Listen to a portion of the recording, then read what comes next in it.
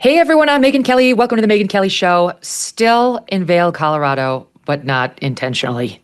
I am in an airport back room because my flight was delayed 5 hours, which pretty much blows up one's day. I was going to do the show when I got back home on the opposite end, but that not being possible, for the listening audience, I'm sitting in one of these crappy little white walled rooms.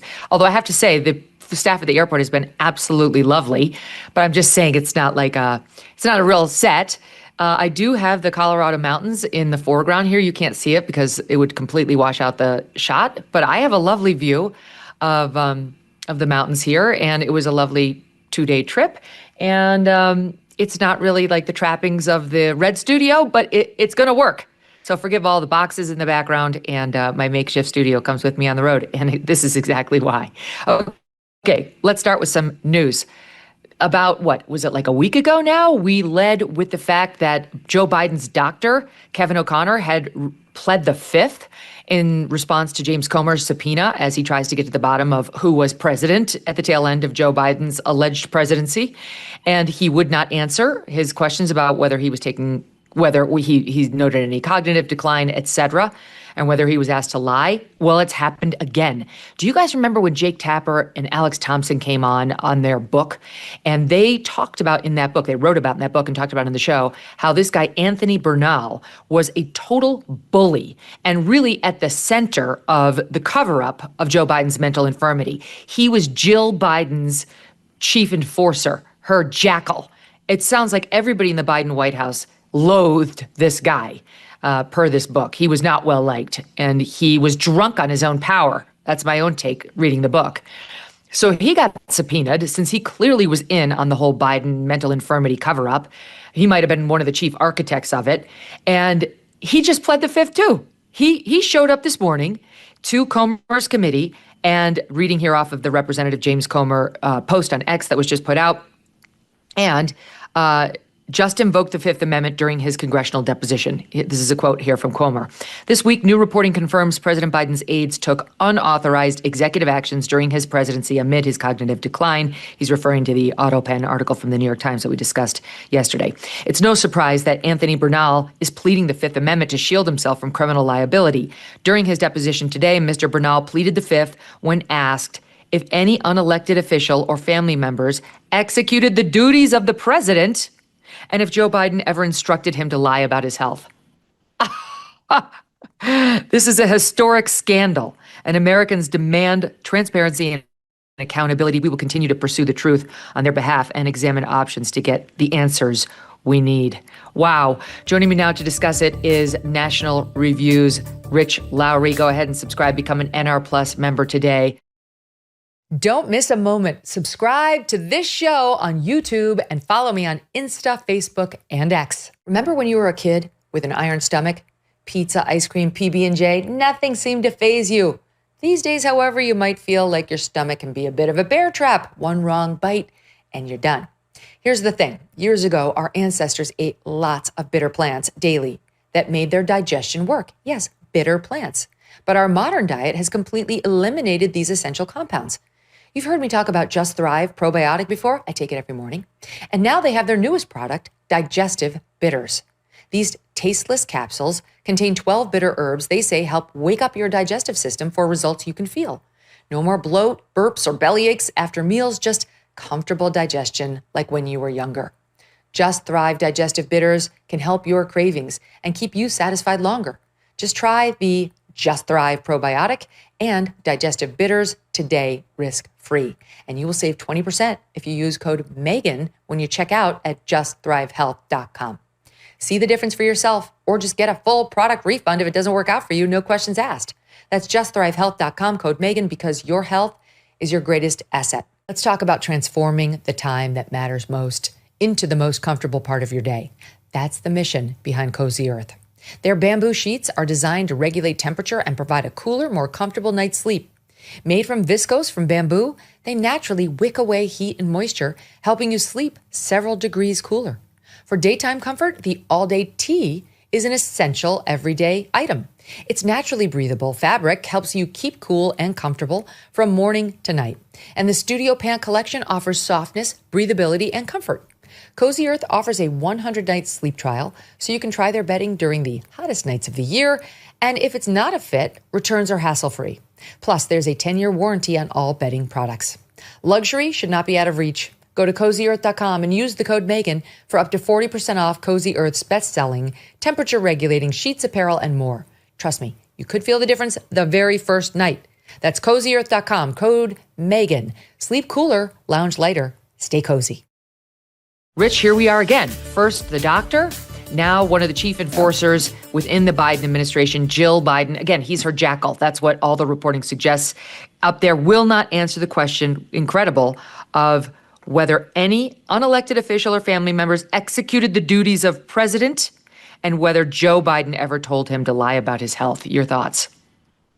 Yeah, it's pretty extraordinary. My assumption was that they just lie or dance around such questions. I never imagined they'd take the fifth, but here we are. Usually not a great sign about your health if your doctor feels compelled to take the fifth. And those two questions are incredibly telling, right? That he doesn't feel comfortable answering those.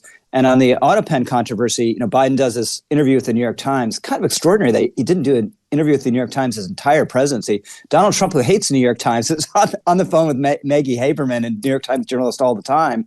But in the course of that interview, it was damning, right? He didn't approve individually these people. He approved broad categories. So I think there's a legitimate question about whether those pardons are indeed legally valid. Do you think there's any chance these things actually get overturned? All along I've been kind of looking at the Comer investigation as a political move and a worthwhile one, but not one that's likely going to lead anywhere. Mm-hmm. I'm starting to second guess myself. Yeah, I wonder what the mechanism would be. Would a court feel empowered to just say no? Sorry, this doesn't apply. I guess it would start with the Trump administration challenging one of these pardons, right, and then getting litigation going. But we'd be in uncharted territory. I don't think they have enough based on that New York Times article. Okay, so that article was damning, but I don't think that was enough to get a pardon reversed. However, I'm interested more in this Comer lane because they're running in tandem, and so you've got the admissions to the New York Times, coupled with. They're going to get Kevin O'Connor's testimony at some point. I think they're going to give this guy immunity. They don't want to put Kevin O'Connor behind bars. They want an answer to the question. Right. And his only other claim of privilege is Dr. Patient, which can be pierced by a subpoena. As a lawyer, I can speak to that. You know very well that you've got a lawyer-client privilege you have to uphold. But if you get subpoenaed to federal court, it's a different story. So this guy's going to be forced to talk. And my only question is whether, if you get O'Connor and possibly Burnell, if they give him immunity too, because, again, they're not interested in putting him behind bars. They want to get the story. Whether we could wind up with testimony from two of these top guys saying, yes, I was told to lie about his health. Yes, there were civilians. This is Burnell right here today, this second guy in the middle there. And there's Griff Jenkins trying to get him on record. If you've got those guys eventually on record saying that they were in charge of the presidency and they were told to lie. Now we're talking about possibly undoing. Forget the pardons. We could go well beyond that. Mm-hmm. Yeah. Well, but the ultimate play, though, right, is transparency and just knowing the truth about what was a conspiracy against the public interest. So that you just want to get it out. I don't think Democrats are ever going to fess up to what they did. What's his name? Andy Beshear, the governor of Kentucky, was on Meet the Press last weekend.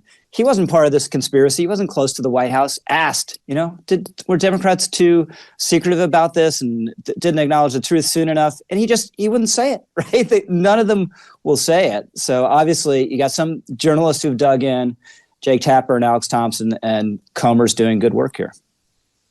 Yeah, here's Dr. O'Connor on July 9th refusing to answer. Watch. Dr. O'Connor, were you ever told to lie about the president's health? On the advice of counsel, I must respectfully decline to answer based upon the physician-patient privilege and in reliance on my right under the Fifth Amendment of the Constitution. I am not a lawyer. I must follow my lawyer's advice in this matter. Let the record reflect that Dr. O'Connor has invoked the Fifth Amendment right against self-incrimination. Dr. O'Connor, please be very clear. Are you declining to answer the question put to you solely on the ground that you believe the answer will incriminate you? On the advice of counsel, I must respectfully decline to answer based upon the physician-patient privilege and in reliance on my right under the Fifth Amendment of the Constitution. I am not a lawyer, and I must rely on my lawyer's advice in this matter. Dr. O'Connor, did you ever believe the president was unfit to execute his duties as president? On the advice of counsel, I must respectfully decline to answer based on the physician-patient privilege and in reliance on my right under the Fifth Amendment of the Constitution. I'm not a lawyer, and I must follow my lawyer's advice in this matter. Wow. And you heard the same from Bernal this morning, who sounds like a very unlikable guy. This is pretty incredible. I mean, Joe Biden's been out of office now for 6, almost 7 months, and they're still embroiled in scandal created by him. Yeah, and that's just extraordinary to claim a fifth on that question. I had a very dim view of how they were handling Biden and thought they were lying all along. But I never would have considered a possibility that someone would have directly told his doctor to lie. And that at least opens up the possibility there. You would think, you do it all in body language and you're picking someone who's loyal, and who's going to be on the team and knows the score. So nothing explicit has to be said, kind of mafia rules. But that non-answer, that invocation of the fifth, raises a possibility that he was actually told affirmatively to cover it up. That's exactly right. Because truly, the discussions that must have happened behind closed doors with both O'Connor and Bernal would have gone between the lawyer and the client.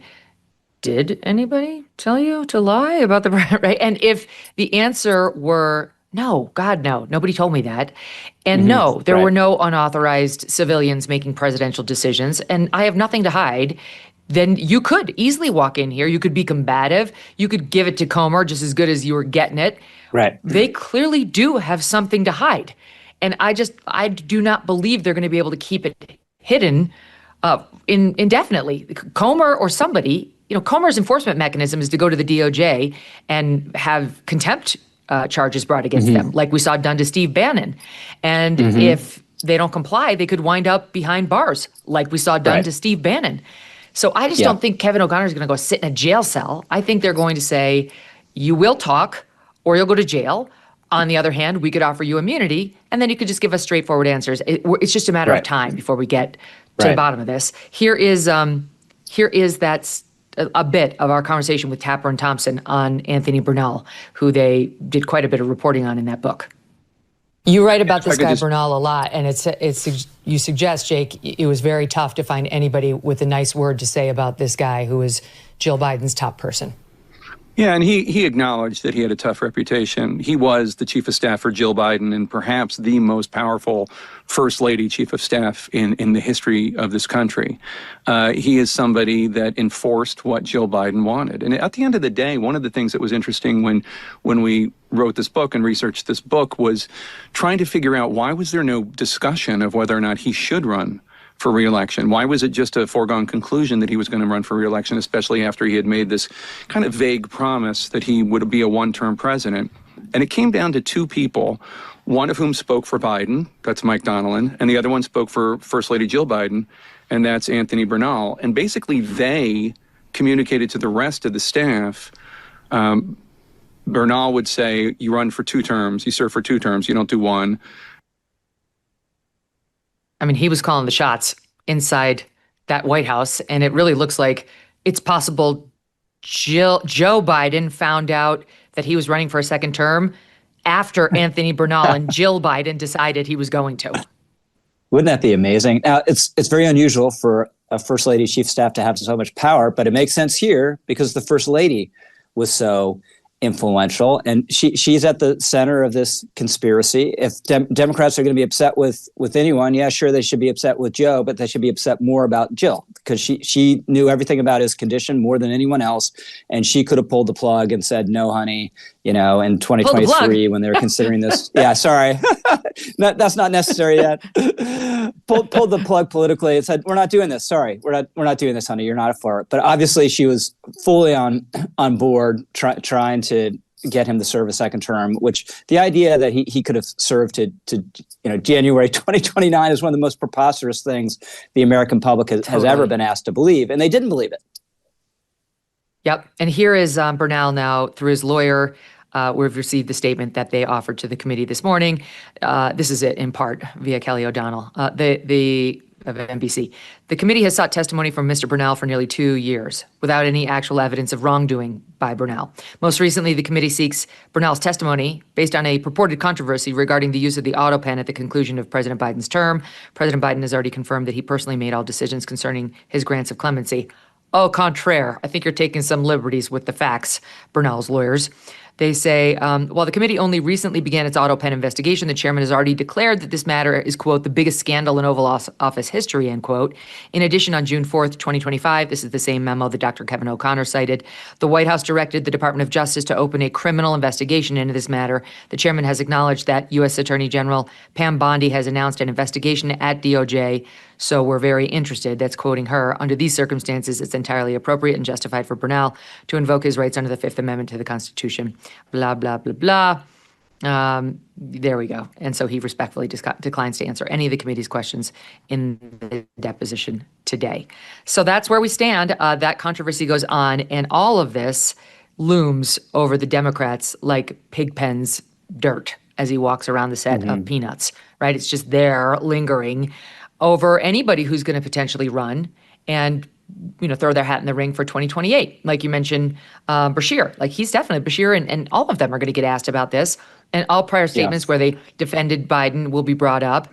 The other person who's in the news this week as an obvious contender for the nomination is Gavin Newsom, who went on Sean Ryan's podcast and absolutely dissembled over the question of transition procedures and surgeries on minors as young as 8. Listen to this. What about for your values? I mean, is 8 years old too young? Yeah, I mean, look, I now that I have a 9-year-old, just became 9. Come on, man, I get it. So those are legit. It's interesting. Just the issue of age. It's interesting.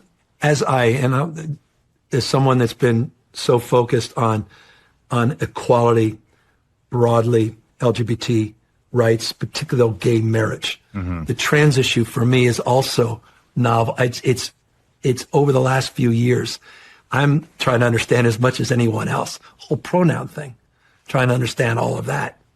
That was like the hell. I mean, all that stuff. I get it. Oh my God.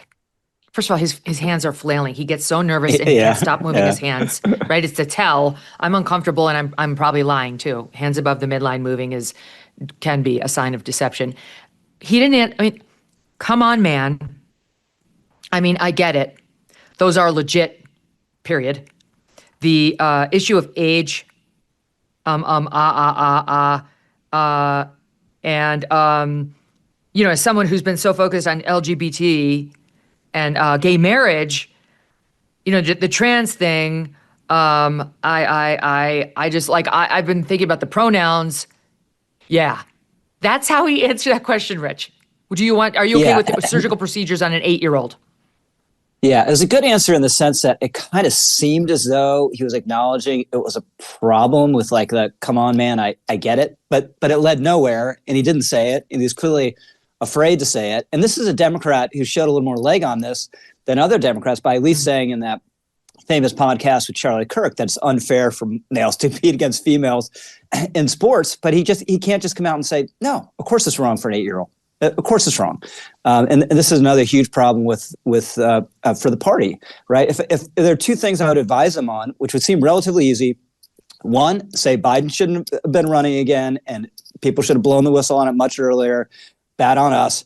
And we're not going to do surgeries for minors, and men shouldn't compete against female sports. It's so easy. It would seem to be so easy. But people like Bashir and Newsom, who know much more about the Democratic base than I do, apparently don't think it's easy.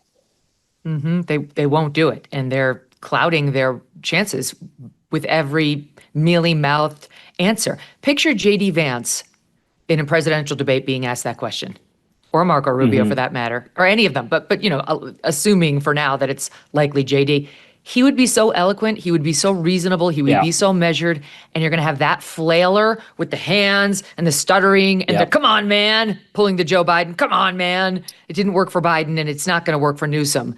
Like, I'm just seeing the runway of how the Republicans' chances are going to look, and right now I'm feeling good. Not necessarily about the midterms, but about the presidential race. Here's another thing. It's a little off point on the trans issue, but a great moment where Sean asked Gavin Newsom about why they were so able to very quickly clean up the city of San Francisco when Chinese President Xi Jinping came in 2023. And hear his answer, and then you can hear how he answered it at the time when it came up. Listen. You got a lot of shit when Xi came to California. Yeah. And, the big narrative was, and I tend to believe it, is, we hear a lot about San Francisco and the homelessness and pooping on the road and all that kind of stuff. And it seemed like all of that was cleaned up when Xi came to town. Yeah. Is that true? Complete bullshit. That's complete bullshit. I know folks say, oh, they're just cleaning up this place because all those fancy leaders are coming into town. That's true, because it's true. I got to credit Morning Wire, my pals over the Morning Wire who put that together. Such a good catch. There's no room for wiggling. It's diametrically opposed because he's getting a little closer to running. Yeah, I remember him saying that at the time, right? It was a big deal. We were all talking about it. So clearly, he hasn't forgotten. He just thinks he needs to dissemble about it and be against poop on the sidewalks in and of itself, whether you're having a big, high-profile international event or not. I guess this is moderation. But like my point in showing this is really just to show, like, I think some people have the impression Gavin Newsom is some formidable politician. He looks the part. I'll grant him that. He's a relatively handsome man. There's no taking that away from him. But as soon as he starts speaking, things change because he starts lying. He starts obfuscating. He has a tendency to say whatever the person across from him wants to hear, and then just completely 180ing on it in front of a different audience at a different point. Yeah. That's just one example there. The Charlie Kirk example is another one because he tried to say to Charlie, oh, it's a question of fairness for me on the boys and girls sports. And then as soon as he got away from Charlie Kirk, he's like, yeah, I looked at it. I couldn't find an answer. So I've moved on. Okay, so that's another reason to feel good about 2028 for Team GOP. The Democrat candidates are not looking so great. Down more at the local level, staying on Team Blue. In New York City, Cuomo's son, Andrew, thinks he's Mario. And that's a big mistake because Mario Cuomo was legitimately very popular in New York, and that's why he made a credible run for president. Andrew Cuomo has disgraced himself as a sex pest and the murderer of a bunch of elderly people, to put it uncharitably, because he's the one who ordered COVID-positive patients to go back into these nursing homes after having been warned that it would lead to the death of the most vulnerable population in those nursing homes. And he did it anyway. And that's never been fully addressed. But then he tried to lie about the number of people who died, all while he got $5 million to have his staff on taxpayer money write a book about how amazingly he handled COVID, where we were all but in prison for 2 years in New York. I was there. Okay, so he's not popular. He lost the Democratic primary to this nutcase Mamdani, who's a socialist, a communist. And now he's refusing to drop out, saying, I'm going to run as an independent. Well, that's the lane that Eric Adams, the sitting mayor of New York, is running in. And all of this sounds nuts, except when you look at the current polling, Cuomo would beat Mamdani in a race if it were just the two of them head to head.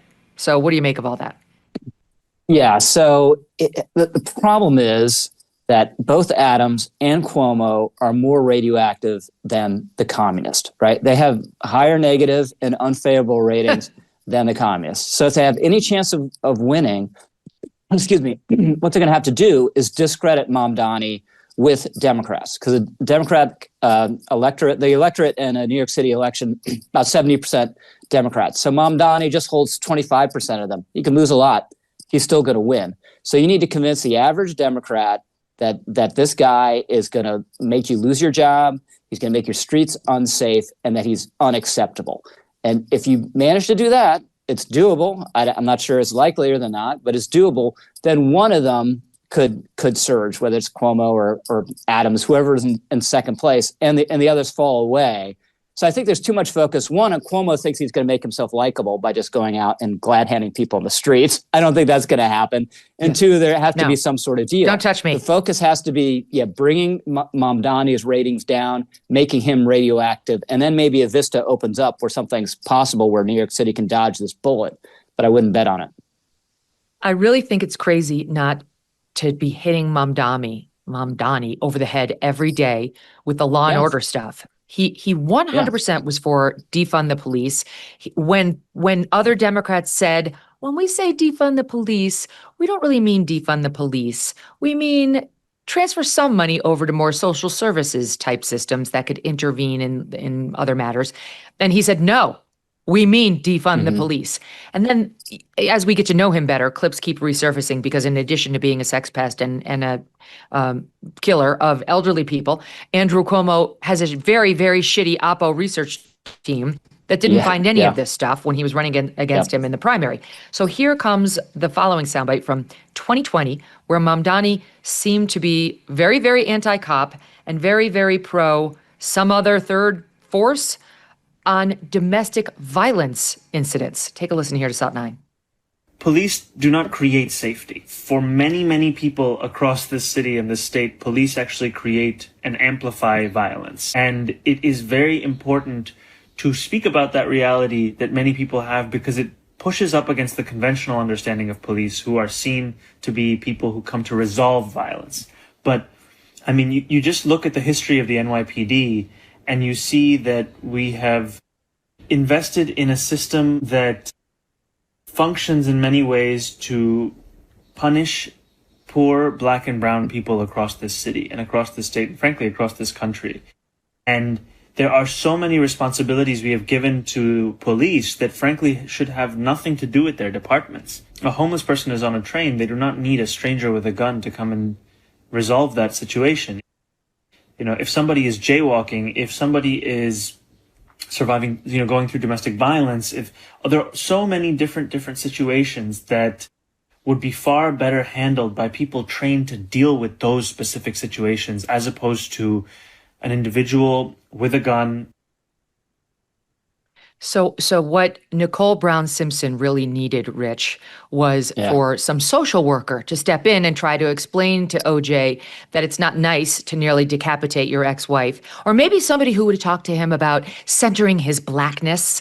That could have really brought out, some softer side of OJ. In Mamdani's world, that's what they do. This is absolutely absurd. So women who are getting the shit kicked out of them by their husbands now are going to have some sweet little social worker show up with her knitted sweater to try to talk the husband down off the ledge in Mamdani's New York. Yeah, totally preposterous. One, you're right about Cuomo's Oppo research in the primary. There's a video like this literally every single day popping on X. Where were they during the primary campaign? And ordinary Democrats aren't anti-cop. The activists and the ideologues and the progressive element of the Democratic Party, like Mamdani, are anti-cop. But Eric Adams won the Democratic primary 4 years ago on a pro-police platform, a pro-law and order platform. And people in dangerous neighborhoods do not want the social worker showing up. They want the guy with a gun on his hip, and they want more of them, and they want he or she to get there faster than they do now. So this is you're absolutely right. This is a huge opening. And Cuomo or Adams or whoever wants to have some chance of stopping this guy needs to just hammer it. Especially because it is the communities of color, especially those in the more working class and poor neighborhoods of New York, who need cops more than anyone. They need cops. Right. And only people who come from a very privileged background, like Mamdani, don't understand that. Yeah, probably never needed a police officer to help resolve a situation that was dangerous or potentially dangerous in his life, and probably never will, right? But that's not the lived experience of a lot of New Yorkers. And the crime, that we read about in the New York Post and elsewhere that's so harrowing, it's generally quite limited in several very specific neighborhoods. So what you want to do is, flood those places with cops and go specifically after the gang members and the people have records, are dangerous, and you can make the city a lot safer. Rudy Giuliani proved this back in his day, and it was popular. No one wants to get shot. No one wants to be fearful of getting shot. No one wants to get harassed on the subways. And the beginning of the answer, at least in terms of public policy terms, are more cops and better cops. My brother, Paul, was a lifelong cop, made it to lieutenant in Albany, New York. He's retired now. And do you know how many domestic violence calls he had to go out on and actually save women's lives? This is in inner city Albany. These women are terrified and grateful to see the police show up. This is from the Free Beacon on what's happening in New York City in particular. They write, NYPD recorded more than 110,000 domestic violence incidents in the city during just 2024.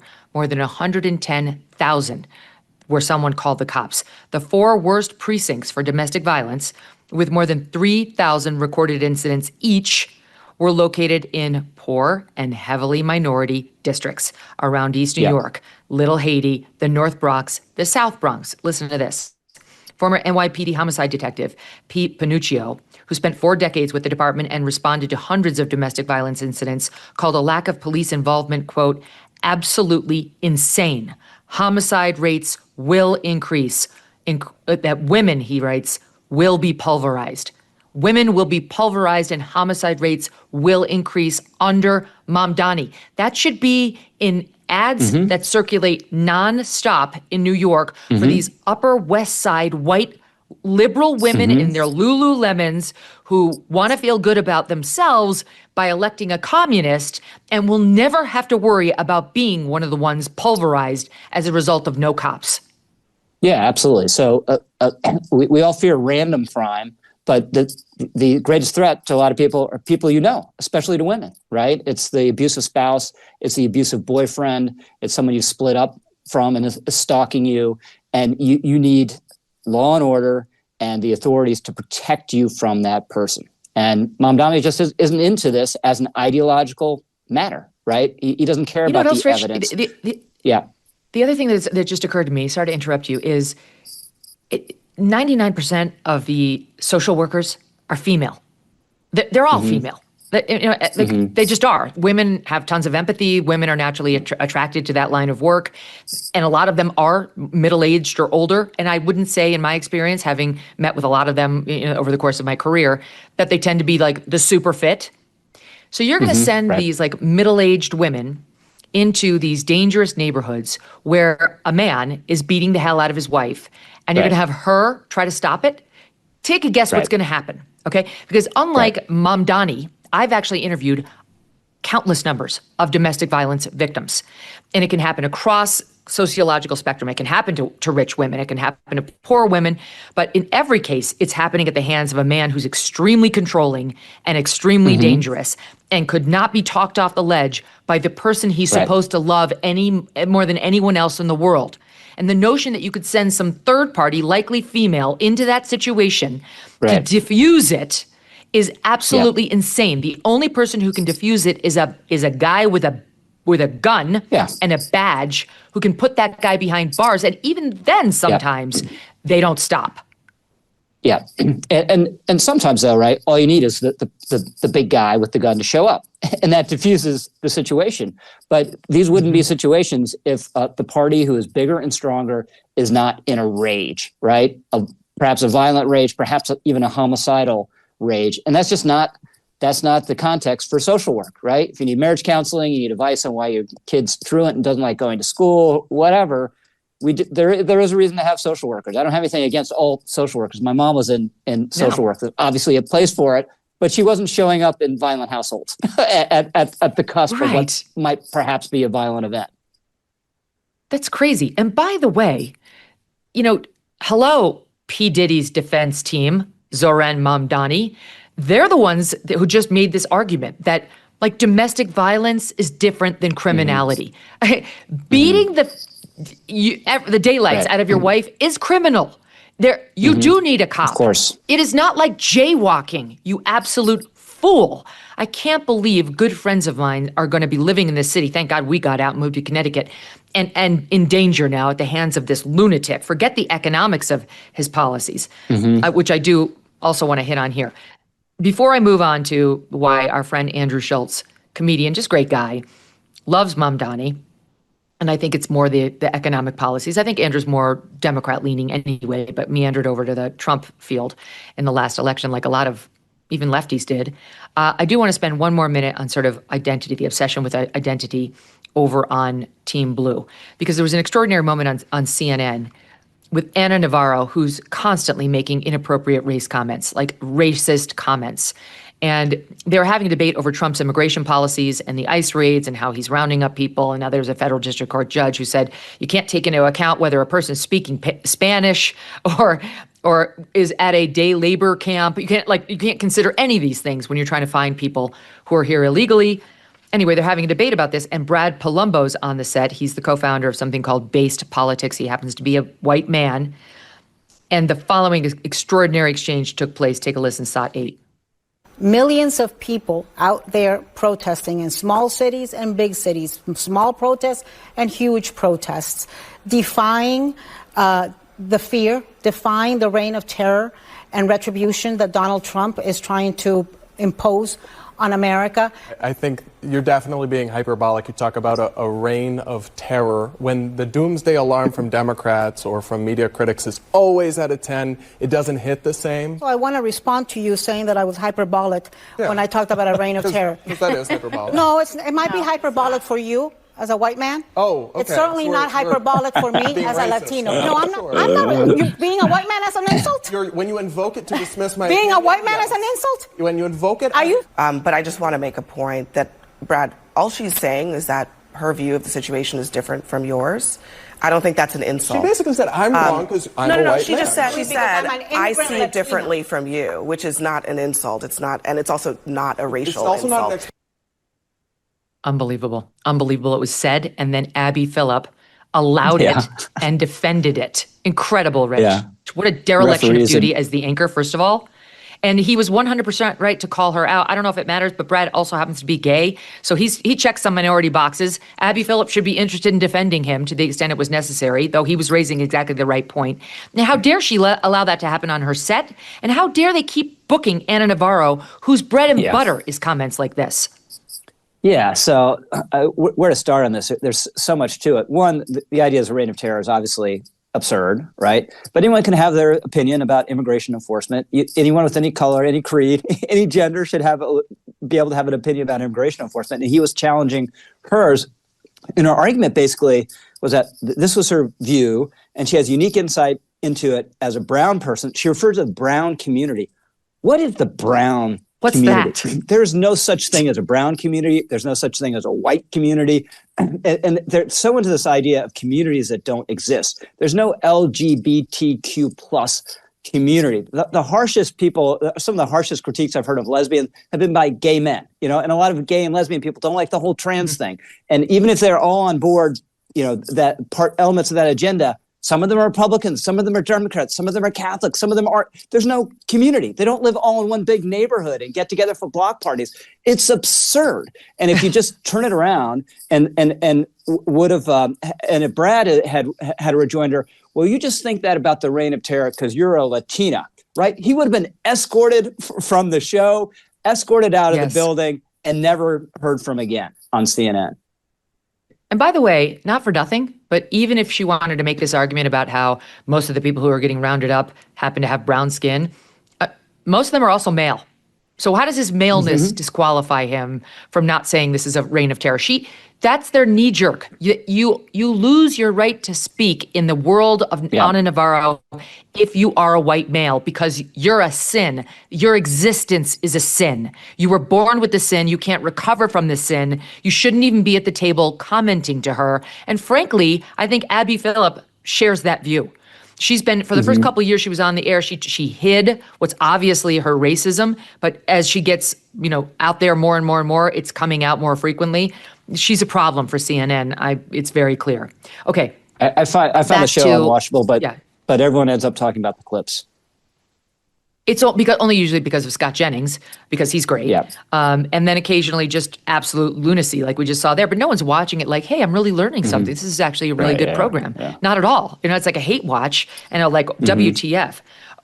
Back on the subject of Mamdani, I want to show you this clip from Andrew Schultz because it hits on a couple of things that I want to talk to you about politically. It's SOT 10.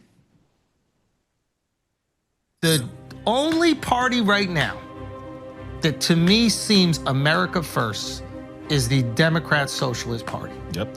See right through right now, and it's just embarrassing.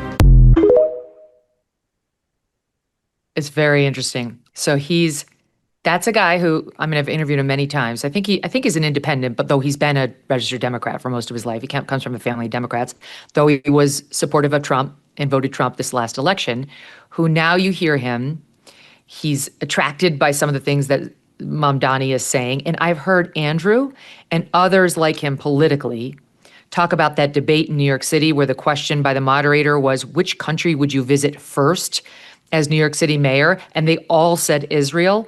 And Mamdani said, I'm not really interested in visiting any country. I'm going to stay in New York, which was a great answer, I have to say, to his credit. That was the answer, yeah. But there is a belief in some circles that you're not electable, Democrat or Republican, unless you do a genuflection toward Israel and you send all the right signals on how you're going to be pro-Israel, and Mamdani didn't do it. I think there are reasons for that. But separate and apart from those reasons, it was the right answer to say, I'm the mayor of New York. Why are you asking me about going to travel to foreign countries? Yeah. So I think all that's playing in. Yeah, so all that's playing in on his, I'm looking at that guy. And then on top of it comes the Epstein scandal, whatever you want to call it, which is affecting Trump supporters both in that middle ground and on the diehard right too, within the core MAGA movement. I would say the more National Review types of the Republican Party have not been big into the Epstein scandal. We haven't covered it that much here on the Megyn Kelly Show over the past 6 years. We've been covering it more this past couple of, 10 days because it became a political scandal. But there is a very loud piece of MAGA right now that is really outraged over how this is being handled. And we'll get to what Trump said this morning after you react to those points. Yeah, so on the clip, when he talks about Bernie Sanders being America first, there was a time when Bernie was kind of an American first socialist. He had this famous exchange with Ezra Klein, I don't know, maybe it was 10 years ago now, the New York Times, where Klein's like, you like poor people, right? So yeah, I do. You want to help poor people, right? Yeah, I do. So then what we should do is let in all these poor people from other countries in the United States who are really poor, and then they'll be better off when they're here. But he's like, no, I don't favor that. That'd be crazy. That hurts America. I'm about helping American working people. And the reaction on the left was such that Bernie backed off. now he's kind of a cosmopolitan socialist when he used to be kind of a nationalistic socialist. And on Mamdani, I will say this about him. The theme of affordability is not inherently a socialist theme, and it was an excellent theme because New York City is insanely expensive and is getting more so all the time. I think rents on average went up 16% last year. That's crazy. The problem is his answers are wrong, right? And you have these problems in New York because it's already embraced socialistic policies, and he's coming in saying, well, we got these problems because of socialism, and what we need is more socialism, which doesn't make sense, and it'll be a disaster. And I do think it's interesting how, to pick up the Epstein thing, this is now being picked up, not just by influencers, voices like that, but by the mainstream media and by Democrats. At the same time, it's not going away on the right, but you have, Charlie Kirk saying, I'm just not going to talk about it anymore. So it wouldn't shock me if 3 weeks from now it's kind of diminished more on the right and picked up more from those other sources. So Trump gets out there. I don't actually know what Trump is doing with his messaging, because last night I watched the Bret Baier, the top of his show, and he ran a long report on Epstein and the scandal and the MAGA infighting. And he ran a soundbite of Trump last night, which we have, where he's saying I think we have it. Yeah. I think it's in SOT 1, where he says he's fine with having Pam Bondi release more materials that she deems releasable. Here it is in SOT 1. Your daughter-in-law said that there should be transparency in the Epstein case. Do you agree with her, sir? The Attorney General's handled that very well. She's really done a very good job. And I think that when you look at it, you'll understand that. I would like to see that also. But I think the Attorney General, the credibility is very important. And you want credible evidence for something like that. And I think the Attorney General's handled it very well. Okay, that wasn't on there, but he does say the credible part, and here's that. This is later that day, SOT 6. Mr. President, I know you've urged people to move on, but I'm curious, why do you think your supporters in particular have been so interested in the Epstein story and so upset about how it's been handled? I don't understand it. Why they would be so interested. He's dead for a long time. He was never a big factor in terms of life. I don't understand what the interest or what the fascination is. I really don't. And the credible information's been given. Don't forget, we went through years of the Mueller witch hunt and all of the different things, the Steele dossier, which was all fake. All that information was fake. But I don't understand why the Jeffrey Epstein case would be of interest to anybody. It's pretty boring stuff. It's sordid, but it's boring. And I don't understand why it keeps going. I think really only pretty bad people, including fake news, want to keep something like that going. But credible information, let them give it. Anything that's credible, I would say let them have it. Okay. So yesterday, that was late Tuesday. Let him have it. If there's more credible information, she can release it. Now, he was full of insults for the people who are still interested in Epstein. Right. But then this morning, he sends out a Truth Social that was just a barn burner of a post that reads in part, okay, hold on, let me get it here. It's long. I'm not going to read the whole thing. First, it starts off with how the radical left Democrats have hit pay dirt again, just like with the fake and fully discredited Steele dossier, the lying 51 intelligence agents, the laptop from hell, blah, blah, blah. A totally fake and make-up story used in order to hide crooked Hillary Clinton's big loss in the 2016 presidential election. These scams and hoaxes are all the Democrats are good at. It's all they have. Okay, and then they say, he says, their new scam is what we will forever call the Jeffrey Epstein hoax. The Democrats' new scam. I mean, this is more of a Republican issue. The Democrats are now piling on, but he says this is a Democrat news scam in what we will forever call the Jeffrey Epstein hoax. And my past, in all caps, supporters have bought into this bullshit, quoting here, hook, line, and sinker. They haven't learned their lesson and probably never will, even after being conned by the lunatic left for 8 long years. I've had more success in 6 months than perhaps any president in our country's history, and all these people want to talk about, with strong prodding by the fake news and the success-starved Dems, is the Jeffrey Epstein hoax. Let these weaklings continue forward and do the Democrats' work. Don't even think about talking of our incredible and unprecedented success, because I don't want their support anymore. Thank you for your attention to this matter. Make America great again. And so what we've seen sort of in the past couple of days is Trump has managed to call large portions of the MAGA base that are still interested in Epstein and want answers selfish, weaklings. He doesn't want their support, and that they're believing in a Democrat-created hoax. Now, there's all sorts of, substantive responses to that on the Epstein merits, but I'm not interested in that for now. I'm interested in the politics of it, Rich. Yeah. And so he's in the phase he often is in when he's in the midst of these controversies. I think spaghetti against the wall phase, and then he'll see what sticks and then go with that. But I don't think it's a great idea to make the connection to the Russia hoax, which was about him. So this kind of implies that this also is about him. Right? I don't think it really is. And the idea that he doesn't know where this is coming from, and it was all created by Democrats, this has been more of a matter of interest for the right, including the highest officials in his Justice Department, right? Pam Bondi talked about it. Kash Patel talked about it. Bongino talked about it. Now, Patel and Bongino, yeah, I give them a little leeway because, Bongino was a podcaster and Patel's kind of a figure. They didn't talk about it that the same way once they are in office. It's Pam Bondi, who is a sitting attorney general of the United States, handed out these ridiculous, bogus binders in a stupid act of pandering. These poor influencers, they held them up like they had, finally had the holy tablets. Of course, when they look through it, they realize it's all old or redacted and completely worthless, and then seem to suggest, she's wiggled out, tries to wiggle out of it, but seemed to suggest she had a client list on her desk. And then she, everyone wants it to go away when she turns around a month or two later and says, oh, forget it.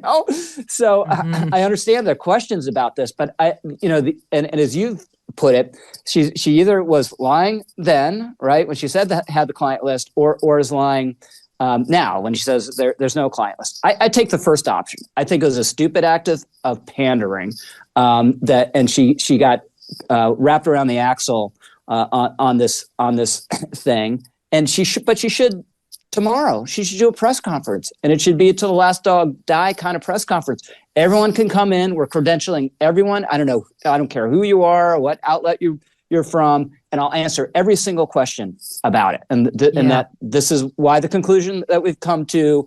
And if there are other things that can be released, as you know, and as I've discussed on the show, the Epstein files makes it sound as if it's like a file cabinet in the corner of her office, and she has one of those little file cabinet keys, and she can open it and take out the 10 manila folders with the Epstein files. Whereas it's a vast investigative record, and surely more can be released than has been released. Surely there's some things, grand jury secrecy and the rest that should stay, shouldn't be disclosed. But surely there's more to disclose. You know more about it than I do, since I'm a National Review type. But we haven't seen the autopsy, right? Have we seen the actual report on why they've concluded I don't think so. it's a suicide? We've heard from the medical examiner for sure. I'm very well aware of what she found and why she found it, but I don't know that we have the actual paper. Could be, and I just haven't seen it. Why not? Here's right? the problem, if we though, don't. Rich. Here's the problem. Like it is. There's a middle ground here that I keep trying to remind people of. I don't believe that there's a massive pedophile ring that's being covered up, though. Stranger things have happened. I don't believe Trump did anything terrible that's in there that he's trying to hide, though it is possible that somebody made some scurrilous allegations against him, because that's happened on the record, outside of the Epstein case. So would I be shocked to see somebody did it? No, I wouldn't. I believe, though, that there might be some names in there who are politically connected to Team Blue and Team Red, and neither side has a great interest in sort of hanging those people out to dry. And those people would be the kind of people making calls, being like, would really appreciate it if you didn't do this, and maybe the donors are important enough that they're listening. That's a possibility. I'm just throwing that out there. But I think the way this needs to be handled, like any scandal, any potential scandal, is you get out early, you get out loudly, you open up all the coffers and say, come on in, take a look. This is everything we know. This is everything we're going to give you. Because now we're in a situation where even if Pam Bondi, I have to be fair to the administration, even if she does come on, I've asked her for an interview to come on this show, or gives a presser, or Cash and Dan Joyner, even if that happens, people who are really dug in on this are probably always at this point going to say, I don't believe it. Once you're dug in on something, it's almost unwinnable for Trump at this point. Yeah, someone's reminded me of the old joke a little while ago. Guy dies, goes to heavens at the pearly gates. God said, ask me any questions. Happy to answer anything now. And he's like, what happened with the Kennedy assassination? And God says, Lee Harvey Oswald did it. The guy said, I didn't know. I didn't know it went this high up. The conspiracy is this far reaching. So there are some people that's where they are on this, and there's going to be no way to satisfy them. Plus, look, it's how did he get his money? I don't think we'll ever know. Right. And we're denied the sense of closure by his death in jail. I think he committed suicide, but they should try to be as disclosive as they reasonably can, without breaking any rules and disclosing things that our system says should be secret, and upfront about it. And I think part of the problem here, frankly, but what happens? What happens now, yeah. Rich? Yeah, you go ahead. Finish your point. I was going to say, I think Bondi is his weakest major cabinet pick. I understand why he wants her there. She's confirmed, right? It's hard to get someone confirmed. I'm sure he likes her, and he'll do whatever he wants, basically. So, so all good as far as he's concerned. But I don't think this hypothetical press conference I just meant, I don't think she can do it. I don't think she'd pull it off very well. I think there'd be more questions left on, more questions afterwards than you were when you began. She's handled this totally incompetently, because I'm not sure she's that competent. So look, I think they're going to release more. I think they have to. I think transparency is like the go-to for everyone here in this kind of situation. Mike Johnson was saying release everything with Benny Johnson the other day. So I think they'll release more, but I don't think they're ever going to satisfy a lot of people, because one, I don't think they can be satisfied, and I'm not sure how much of the total record can be released. Here is Speaker Johnson on Benny's show yesterday, SOT 7. It's a very delicate subject, but we should put everything out there and let the people decide it. I mean, the White House and the White House team are privy to facts that I don't know. I mean, this isn't my lane. I haven't been involved in that.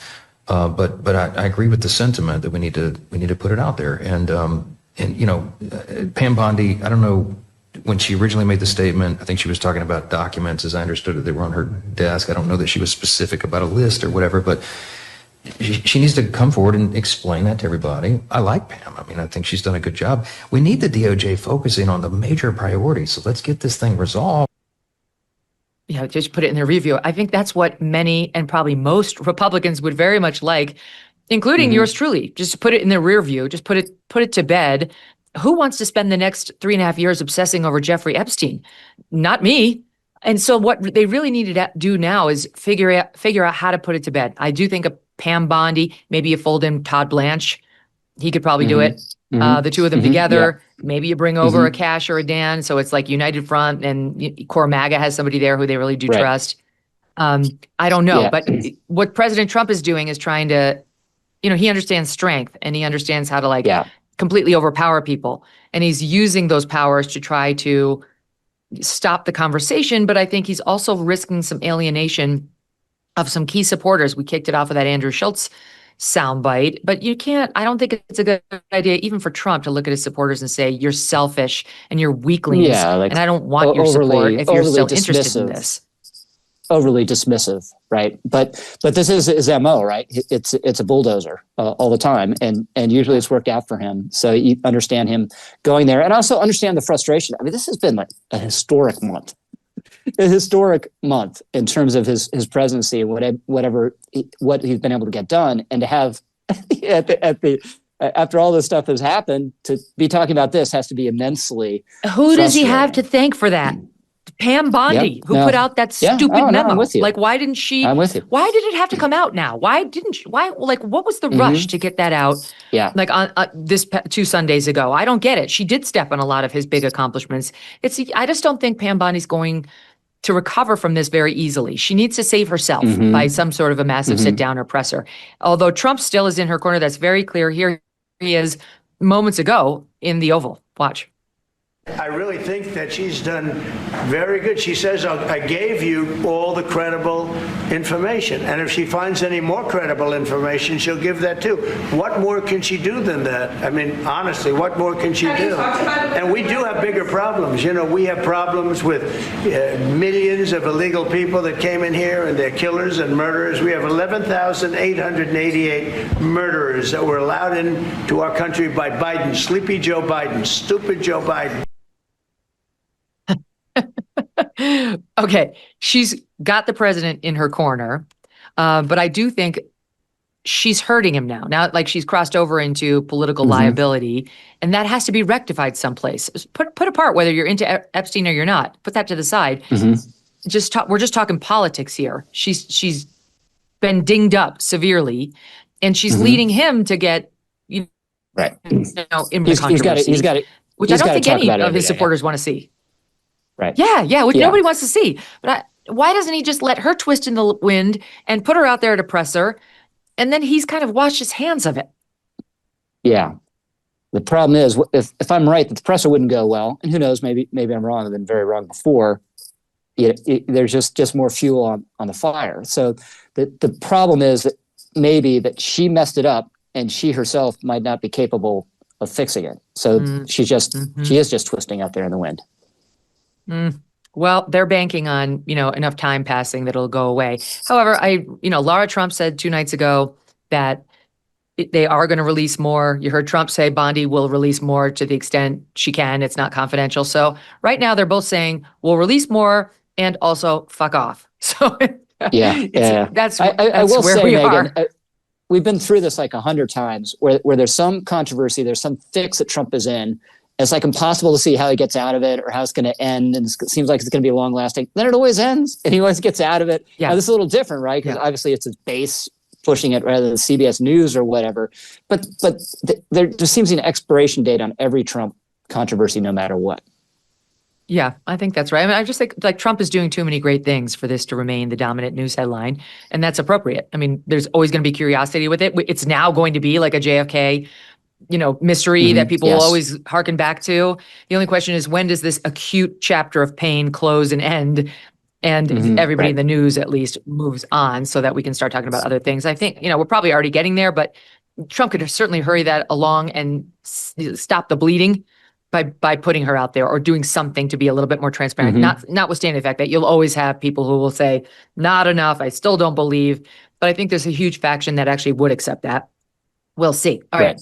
I want to ask you about Ukraine and Trump, because it's pretty remarkable what's going on right now. Trump, when he was running for office, said, I'll get that war settled in a day. He wasn't able to get that war settled in a day. He later said, I was being facetious, obviously, but he genuinely wants it to stop. I mean, I truly think Trump loathes war in a uniquely special way. And now he's sort of reopened the spigot of arms to Ukraine via NATO by like providing them to NATO, and then they'll provide them to Ukraine, which is a little less exposure for the United States rather than it just being us versus another nuclear power. And I think like I was giving this speech out here in Vail and a lot of Republicans there, and somebody was saying, has he betrayed us? Like, does he not understand that the base elected him to be, to not keep funding Ukraine, to not keep funding our own forever wars or somebody else's? Like, what's he doing? And my own thought on it, Rich, was, Trump really gave Putin every benefit of the doubt. He tried his typical, like, say nice things about your enemies and mean things about your friends, and it worked to a great extent on the tariffs and other ways, but Putin just can't be charmed. And slowly but surely, Trump came to his own realization, which is what needed to happen on Putin. Trump no longer trusts him. I don't think he likes him. I think he feels like Putin was trying to play him, and Trump has now seen that for himself. And so I do think we're at a new day now where he's always had to have like one foot in the more isolationist J.D. Vance, Tucker Carlson camp, and one foot in the more neocon camp. And I think maybe he's got like a couple toes from that first camp now also over it. The balance is moving to something that I think, the more traditional wing of the party would like. Yeah, agree on all points. It's very, very important that person asked you that question never said he was going to cut off Ukraine. He never did. A lot of people around him said it. A lot of people who wanted to cut off Ukraine ended up in high-level positions, but he never said it himself.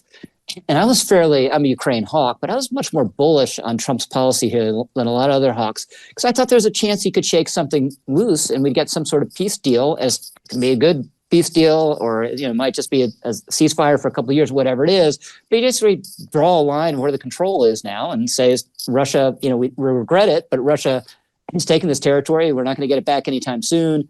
They keep it for now. And that Putin might go along with that because he'd be afraid of pissing off Trump. And he wasn't, at least not as afraid enough. And then I thought if Putin clearly is playing him along, Trump would turn on him eventually. And a lot of Ukraine hawks over the last 6 months, like, see, you're wrong about him. He just likes Putin. He's just with Putin. I was like, I'm not sure. It took a little longer than I would have liked, but he has made the turn, because a lot of things about Trump, they're sort of gonzo and they're big Truth Social posts, but underneath it, it's kind of a conventional or commonsensical approach. Iran, you give them 50 days or 60 days or whatever to talk to them before Israel hits them, and if nothing comes of it, you hit them. Right? That's a very conventional thing. Here, see if you can get a peace deal. Why not? If you can't, well then you move to another policy. And I think the key thing is not the tariff threats. I don't think that moves Putin. But I do think, unfortunately, you just got to give Ukraine more weapons and say to Putin, this has already been a meat grinder for you. It's going to be more of a meat grinder for you, and you're not really going to gain any more territory. And maybe you're going to outlast us, but you think you're going to outlast us, but it's going to be highly painful for you. And maybe you'll think differently in a year, and we'll talk then. So I think that's the basic approach, and is the correct one. Exactly right. I think he said something interesting about Melania. Did you see this the other day where he was like, Loved it. I'd hang up from a phone call with Putin and say I had a really nice talk with Vladimir, and she'd say, "Oh, really? Because he just bombed another city." I'd get home, I'd say, First Lady, I had the most wonderful talk with Vladimir. I think we're finished. And then I'll turn on the television, or she'll say to me one time, wow, that's strange because they just bombed a nursing home. I said, what? So. Yeah, I think that's so interesting because, of course, Melania Trump, of all people, would understand very well the instincts of a man like Vladimir Putin, given where she grew up in Eastern, the Eastern Bloc, what used to be part of the Soviet Union, Yugoslavia, and probably has a very different idea of how he operates and whether her husband should trust him. Completely. And this is, with the Epstein clips from Trump, he throws a lot of chaff and BS out there, but they're also part of his power as a communicator. It's so real and hits home. Of course, this is the kind of thing that happens, right? You think you're doing something great. You go home, your spouse says, I don't think it's so great. Why is this happening? And so it was funny. It was memorable and rings true. And Melania has been right about this. And the president finally realizes it. I think it's great because she doesn't try to, she's not on camera or on the scene giving Trump a lot of political advice, right? Like she's very happy, to my delight, frankly, to be behind the scenes, a supporter of her husband, and not like a lady Jill Biden who's out there like a Lady Macbeth. She's been Melania occasionally shows up with wearing a fancy hat, and at events, looking amazing. But she's not helping run cabinet meetings. But it's just a reminder that she obviously is very powerful. And if you talk to anybody in Trump land, anybody, they'll say the one person like he will listen to all the time and might even fear a little bit is Melania. She's earned it by not being too vocal and too annoying on too many issues. And so it's pretty interesting that she's playing an important role behind the scenes here. We'll see. I mean, no one wants to see this go on and on and on. It doesn't seem winnable by either side. I'd love for it just to come to some conclusion sometime soon so all the killing can stop. All right, lastly, let's talk for a minute about illegal immigration because there was an ICE raid in California on a marijuana farm the other day. And not only did they conduct an ICE raid, but they wound up rescuing, this is on Thursday, at least 14 migrant children, including 10 who were unaccompanied minors. They've been now turned over to HHS. So you have illegals who are here who are minors with no parents. You have no idea who their parents are, working at a pot farm in California. The ICE agents arrested at least 361 illegals. That's up from the original 319 that were reported. And among those who were arrested, we've got previously deported Mexican alien convicted of kidnapping, attempted rape, and attempted child molestation.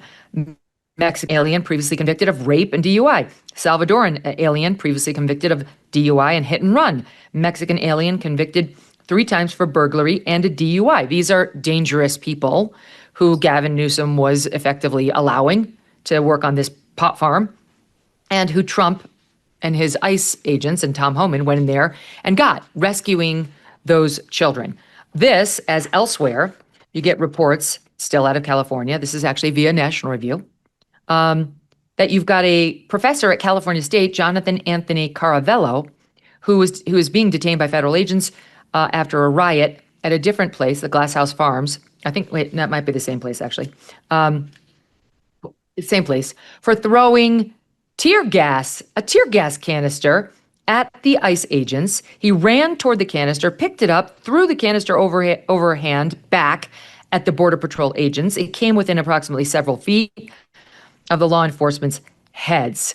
So this is what the Trump team is up against. And the National Review team has a post up today talking about how this could all be solved by E-Verify. Like, why haven't we done that? So your thoughts on the E-Verify piece of it and just the news out of California? Yeah, well, tolerating illegal immigration creates this cesspool of illegality that leads to all sorts of hideous abuses. So it doesn't surprise me that you go to that farm that's employing so many illegal workers and you have additional illegality on top of it. So there's always going to be a place for ICE raids. But again, I think the main name of the game is cutting off the jobs magnet and making it much harder to employ illegal immigrants. And in these raids, they shouldn't just be targeting illegal workers. They should be frog marching, the occasional HR person or the employer or the boss of the business that's been violating the laws to make a point. Don't do this, because you might get caught by the law as well. But the easiest way to do it is to have a mandatory E-Verify system where you have to verify that your employees are actually legal. There's no nod and wink arrangement. You can't claim, oh, I didn't really know. They gave me these fake documents. And then it becomes much harder to employ illegal immigrants without ICE having to go to the trouble of actually raiding places. And if illegal immigrants get the message, it's not as easy to work here as I was led to believe. It wasn't as easy to work here as it was 6 months ago or a year ago. Then you get the self-deportation, which if you're going to get, we've talked about this before, if you get the numbers way up, you need people to leave without having to expend federal resources, tracking them down, detaining them, and returning them, on a government plane or whatever. You need them to go the same way they came, under their own power. So I think E-Verify is a key part of it. But again, Trump, because he's a little conflicted on this issue, he hates illegal immigration, but he also has a lot of sympathy for employers who need immigrant employees, hasn't been willing to really push for the system. And he has so much power in the party right now. If he just said he favors it, it'd become a kind of orthodoxy almost instantly. Immediately. Yeah. And he's also worried about the economy. And I think he's been convinced that mass deportations of farm workers and hotel workers would hurt the economy. I mean, I think maybe short term that would be true, but then they'd have to offer higher wages to actual American citizens, which would boost quality of life and net wind up boosting his approval ratings. That's my own back of the envelope. Would you like to see the professor, the Cal State professor, who threw the canister at the cops? Maybe you didn't click on it on National Review, but there he is, right on brand. I mean, it looks for the listening audience like a totally crazed, I don't know. Oh, he's got the same hair as Scott Pressler, who we love, but then he's got just like this crazed look on his face with a very 70s looking shirt and big glasses and some facial scruff and enjoy prison, professor. It should work out great. Zoran, he looks like Zoran Mondani's economics professor from college. Taught him everything he knows about the market. Like a little like Sonia Sotomayor, but that's too mean to Sonia Sotomayor. Here is some of the video that we have here. Look at this, of protesters throwing objects at agents in vans. This is in Los Angeles as they try to conduct their raids. One appears to fire a gun at federal agents as they're out there. I mean, these guys, the ICE agents are doing yeoman's work, and they are just getting beaten up in city after city, and then beaten up on the airwaves by losers like Ana Navarro, right, who are comparing them to the Gestapo with their commentary. And then Tom Homan, who's a hero, goes on with NBC's Dasha Burns. And look at this, what happens here, South 13. I think one of the things that's had a lot of folks up in arms is that ICE agents, unlike other law enforcement, have been masked to protect their identities. That's not something that we've really had on this scale in this country. Do you? Well, we never had the scale of attacks on ICE. We have now up 700% attacks on ICE. Doxing against ICE agents. Well, you've had increased attacks on police officers as well in the wake of the defund the police movement too, but they haven't put masks on. You name a police agency that has a 700% increase in assaults. Name one. I haven't looked at that data. Yeah.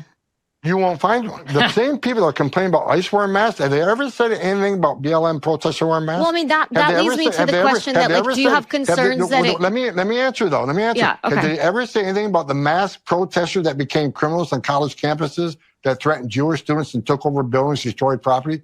They were all wearing masks. Did anybody pass legislation saying they can't wear a mask during a protest? No.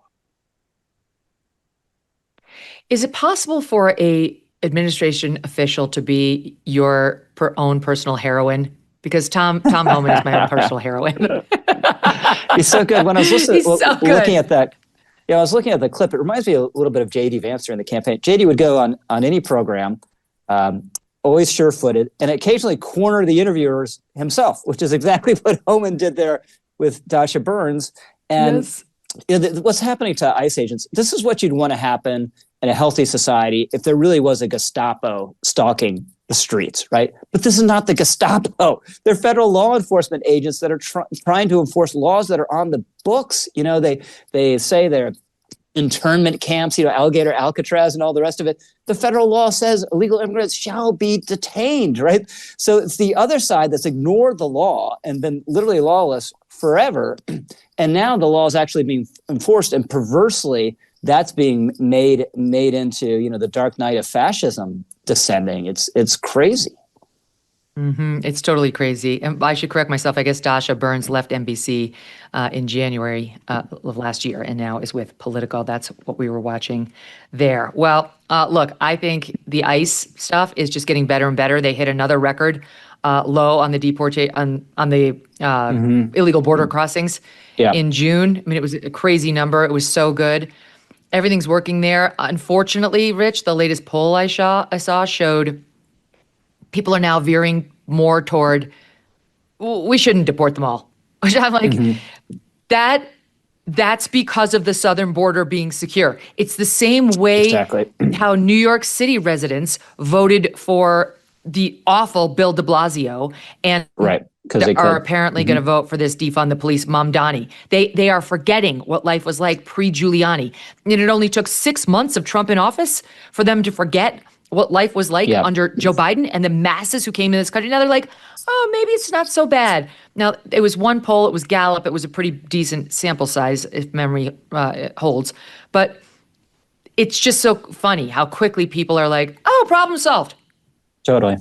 Yeah, totally. That was inevitable. But I think the administration is committed to kind of punching their way through it, because I mean, have we even put a dent really on the Biden influx in terms of numbers, in terms of just getting that number of people out? No. So there's so much work yet to be done. So I don't think they're going to be deterred. But it's kind of inevitable the polling would shift at least some, because one, you don't have the problem coming in from the border, as you're pointing out. Two, I mean, you are going to have to reach people who are just illegal immigrants who aren't criminals. They have to go too. They don't belong here.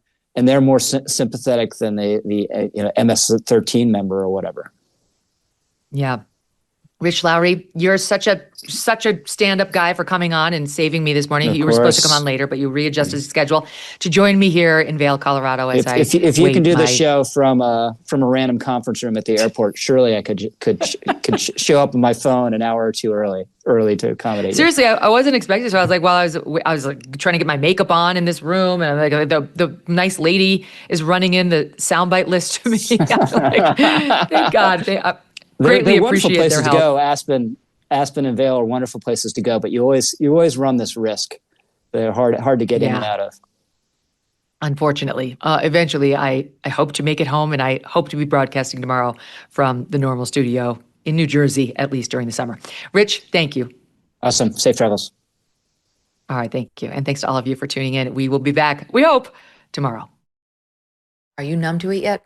This spastic economy we're living through, where AI is reshaping entire industries and tariffs and taxes are shifting under our feet, markets bouncing like a yo-yo up one day and down the next. If you're like most of us in our 30s, 40s, and 50s, you've probably realized no one can really come and save you. You're out here, and I am too, building our safety nets on our own. But there's one smart move that often gets overlooked: life insurance. Consider your options with Select Quote, because life insurance is never cheaper than it is today. And the younger and healthier you are, the more affordable it is. Waiting even a few years could double your rate. Select Quote has helped out over 2 million Americans in getting the right coverage, over $700 billion insured. It's not an insurance company. They're a broker that shops top-rated insurers on your behalf, and their agents work for you for free. They make it easy, so get the right life insurance for you for less. and save more than 50% at selectquote.com/Megyn. That's selectquote.com/Megyn. Why are elite athletes, business leaders, and high performers turning to Armra Colostrum? Armra Colostrum is nature's first whole food, packed with over 400 bioactive nutrients that work at the cellular level to support lean muscle growth, accelerate recovery, and fuel performance, all without artificial stimulants or synthetic ingredients. Whether you are training hard, managing a busy schedule, or simply looking for an edge, Armra says it can help optimize your body for peak output. Armra Colostrum reports to enhance metabolism, improve nutrient absorption, and support hormone balance for better energy and fat-burning potential. Additional benefits include support for hair growth, skin radiance, and faster recovery after intense activity, making it a powerful tool for anyone looking to perform at their best. Here's a special offer. Receive 30% off your first subscription order. Just go to armra.com/Megyn or enter code Megyn at checkout. That's ARMRA.com/Megyn to get 30% off your first subscription order.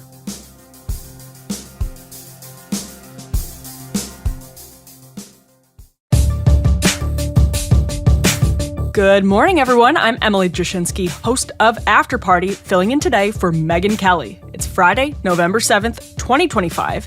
This is your AM update. They pledged themselves to ISIS and were plotting acts of terrorism in our country. 3 suspects arrested in connection to a foiled ISIS-style plot.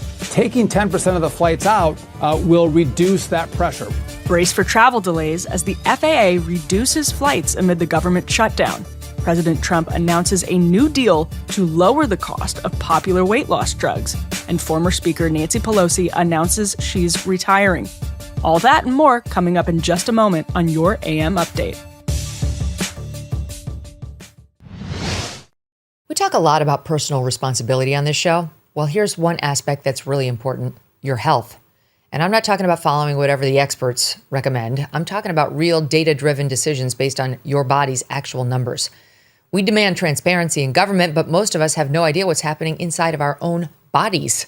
Disease can develop silently for years before symptoms appear. By then, you're playing catch up with expensive treatments instead of preventing problems when they are cheap and easy to fix.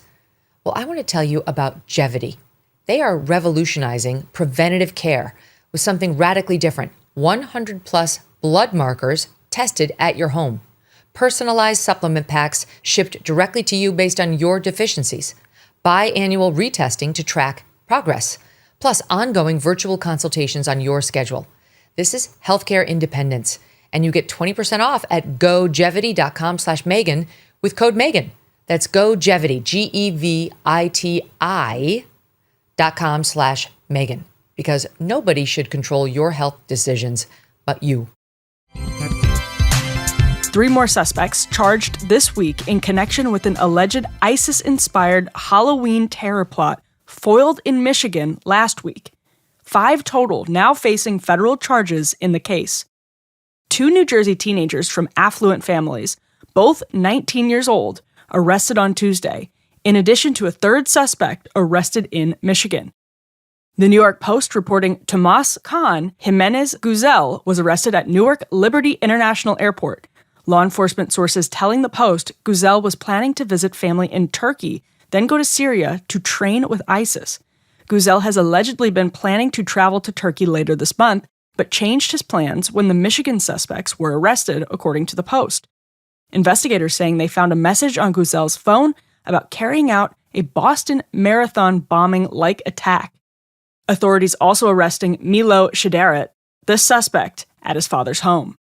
The teens, who attended the same high school, allegedly both members of a group chat including members of the alleged Michigan plot, containing discussions of a Halloween attack they referred to as Pumpkin.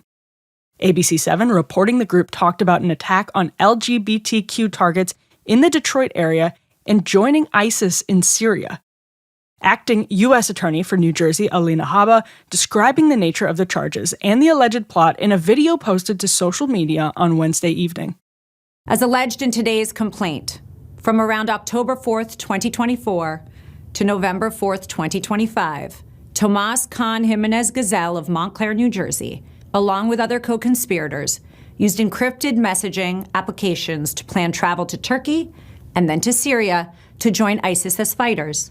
They discussed detailed travel plans, physical training, weapons including firearms and IEDs, and methods to avoid law enforcement detection.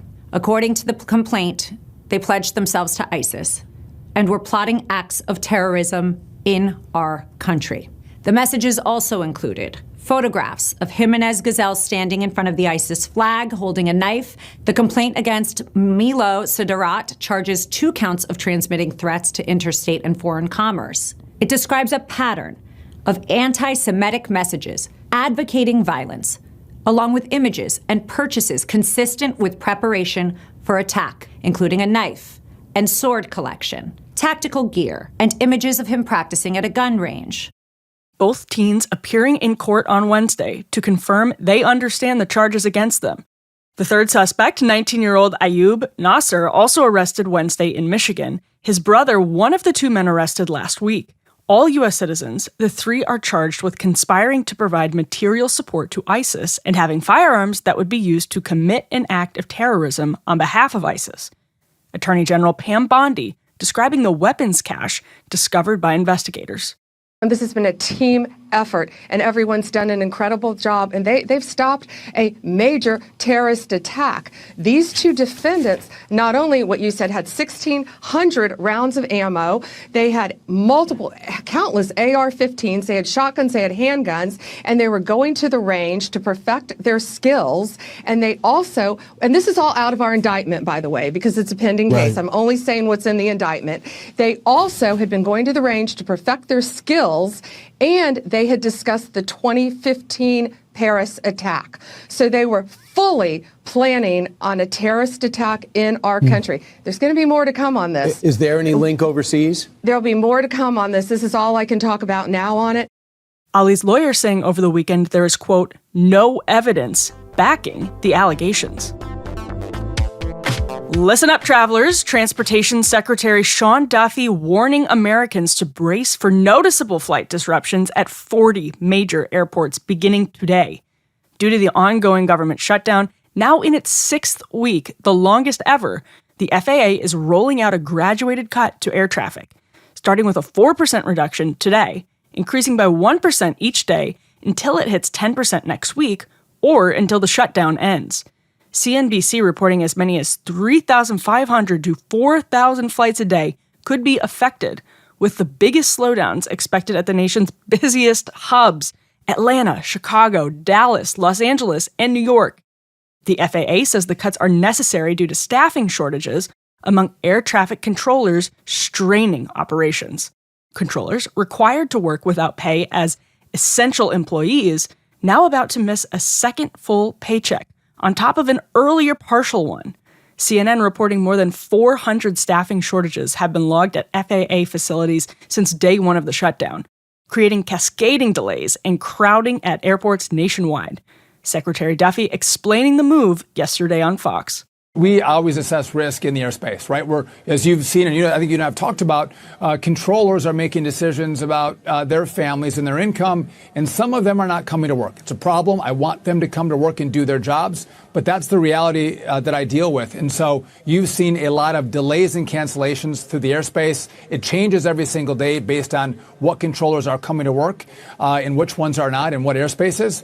But we were seeing increased pressure in these 40 markets, and we looked at the data. This was data-driven, and so taking 10% of the flights out will reduce that pressure, which is what we want to do. Now, does that mean there's going to be no delays? No, Brian. There's potentially still going to be delays if we have staffing triggers, and we don't have enough controllers in an airspace where we did cut 10%. You might see additional delays. One pilot for a major U.S. airline telling AM Update the situation is, quote, cataclysmic. Secretary Duffy telling Fox, the decision, though painful, is essential to ensuring safety in the sky. My mission, number one, is to keep people safe. That's one. Number two is gridlock with the traveling public. That's a secondary issue. Delays are a secondary issue. Safety is primary. And so this is not politics for us. Again, politics are around what's happening, but this was not a political decision. This was a data-driven decision to make the right calls, to get ahead of any issues that could happen, in the airspace that could have negative consequences. There are rumblings of a deal on the Hill, but no timeline on when one might be reached to reopen the government. Coming up, President Trump announces a deal with 2 major drug manufacturers to lower the prices of popular medications. And former House Speaker Nancy Pelosi officially announces plans to retire. When customers are walking through the aisles of their local Walmart, they're not just picking up groceries or supplies. They're supporting American businesses and their communities. The real story is what's behind the label. With over 2/3 of the products Walmart buys made, grown, or assembled right here in the U.S., buying local is not just stocking shelves, it's about strengthening communities. Because of that commitment, Walmart invested $350 billion in U.S. manufacturing, helping American companies like Fisher & Weezer Specialty Foods, a local Texas business, expand their operations in Fredericksburg, Texas, hire more people, and bring their Texas-grown peach jam to a national market. Their story is just one example of how Walmart's U.S. manufacturing investment is supporting over 750,000 American jobs. Businesses across the country are empowered to sell more, hire more, and help their communities grow. From farms to factories to final shopping carts, learn how Walmart is fueling the future of U.S. manufacturing at walmart.com/America at work. President Trump announcing a major new weight loss drug deal yesterday from the Oval. So today I'm thrilled to announce that the 2 world's largest pharmaceutical manufacturers, Eli Lilly and Novo Nordisk, have agreed to offer their most popular GLP-1 weight loss drug, I call it the fat drug, remember? At drastic discounts. Including the drugs known as Zepbound and Wegovy, often called Ozempic. This is a triumph for American patients that will save lives and improve the health of millions and millions of Americans. Amazing thing. They are amazing. According to the White House, GLP-1 weight loss drugs Wegovy and Ozempic, currently priced at roughly $1,000 to $1,350 per month, will drop to around $350 when purchased through Trump RX, a newly created government-managed direct-to-consumer online pharmacy. The Trump administration targeting the long-standing global arrangement in which American consumers pay incredibly high prices for the same drugs from the same factory in the same packaging sold to consumers around the world for just a fraction of the cost. More from the president. The United States is just 4% of the world's population and consumes only 13% of all prescription drugs, yet pharmaceutical companies make 75% of their profits from the American customer. I would say that's not so good.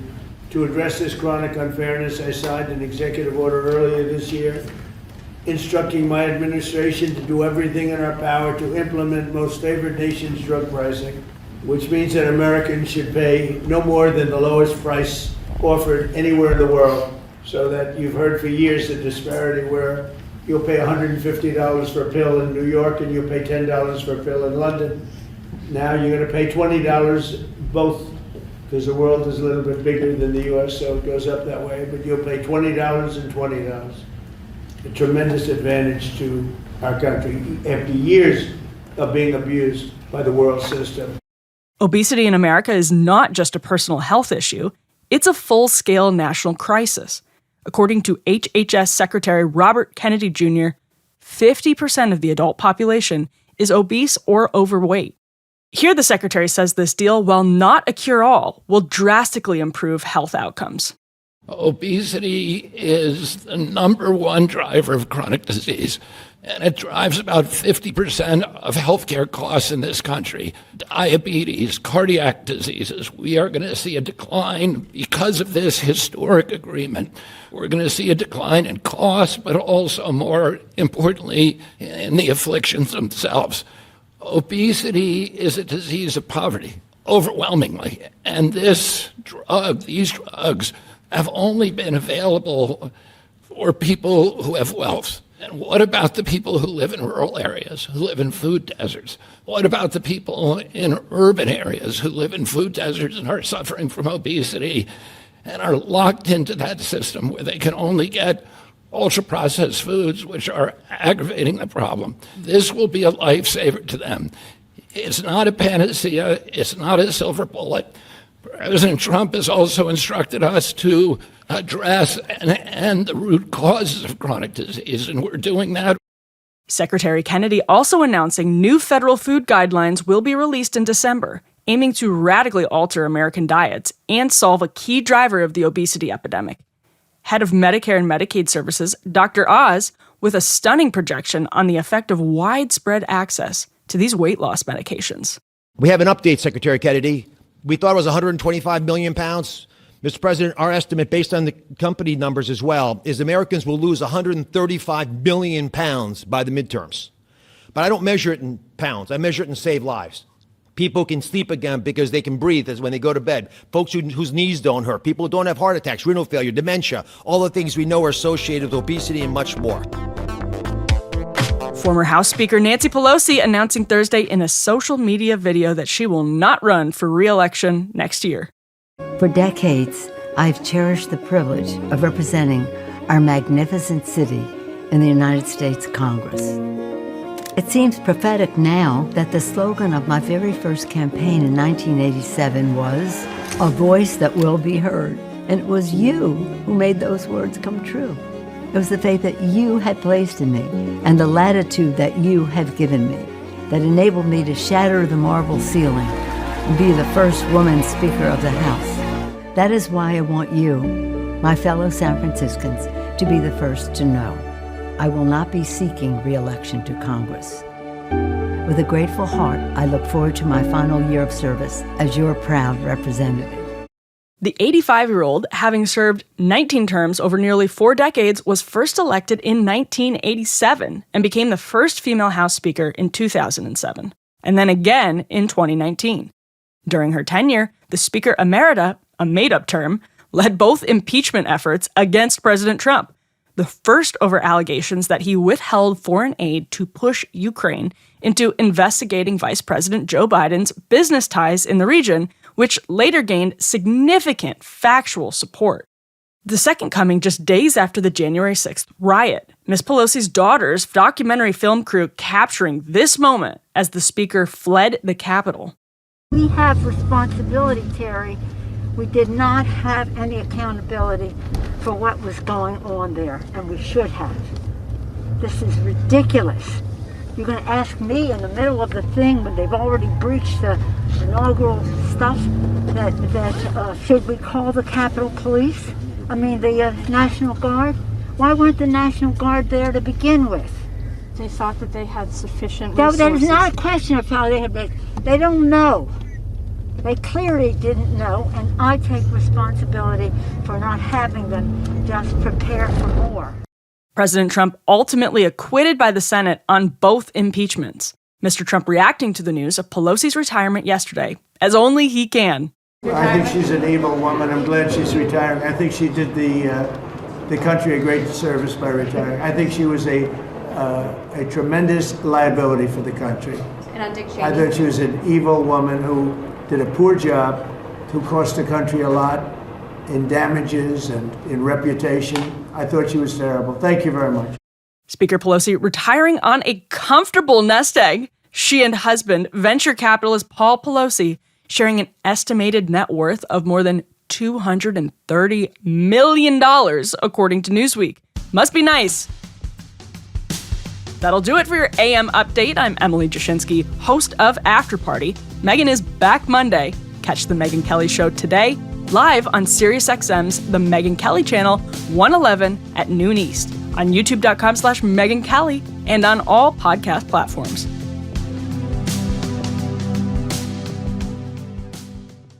Here's what we know about Jeffrey Epstein as opposed to what we don't know. We know that he knew a lot about Robert Maxwell, Ghislaine, his one-time girlfriends and colleagues, and convicted accomplice's father. Robert Maxwell, as you pointed out, Megyn, was buried, given a hero's burial on the Mount of Olives. It's pretty well documented that Robert Maxwell definitely worked for Israeli intelligence. He also worked, by the way, for other governments. But And Jeffrey Epstein knew a great deal about Ghislaine Maxwell's father. What we also know, to your point, is that this guy didn't have a college degree. He winds up teaching at the Dalton School. He then, after tutoring the child of the CEO of Bear Stearns, then an investment bank, winds up being the youngest ever partner there.